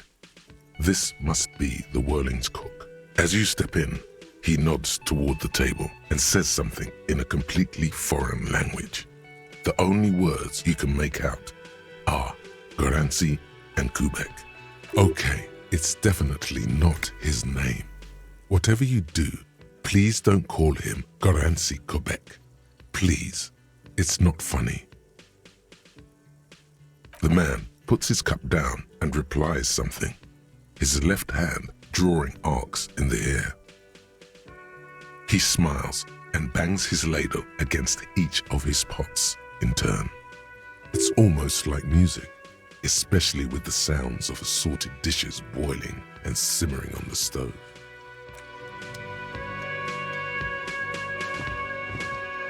You see a heavy steel door with a prominent dimple lock. It's painted blue. You immediately feel drawn to the color. Blue is for mystery. The cobalt blue surface feels rough to touch. The stainless steel door is flush with its frame on every side. It leads to a side building, adjacent to this one. The old building next to this, half ruined. The door does not budge. You do? It's a door in the back of the kitchen. Why do you care where it leads?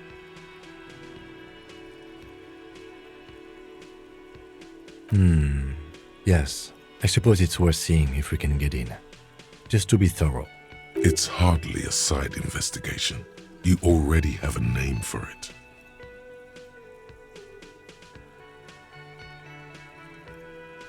If you say so, Gart is the person to ask about this. The cafeteria manager.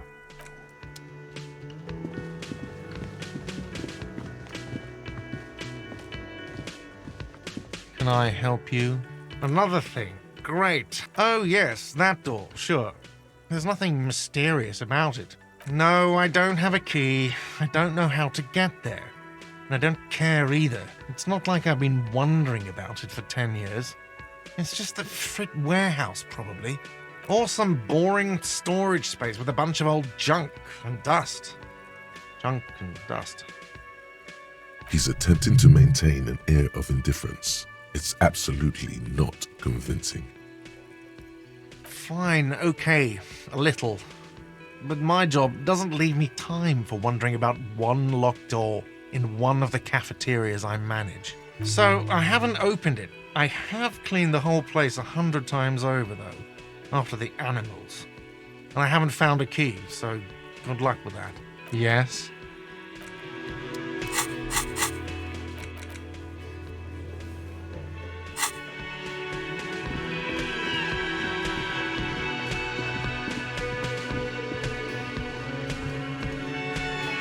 The worker is in a deep slumber.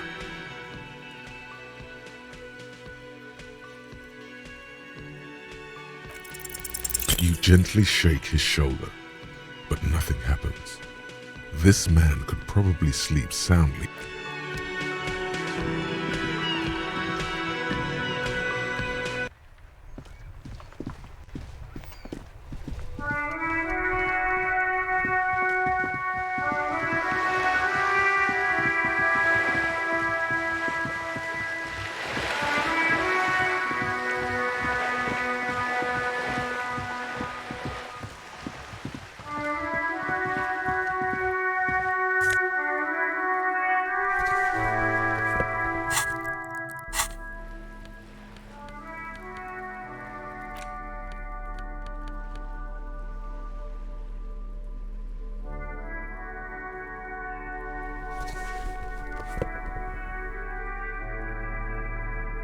Hey, up here, Piggo.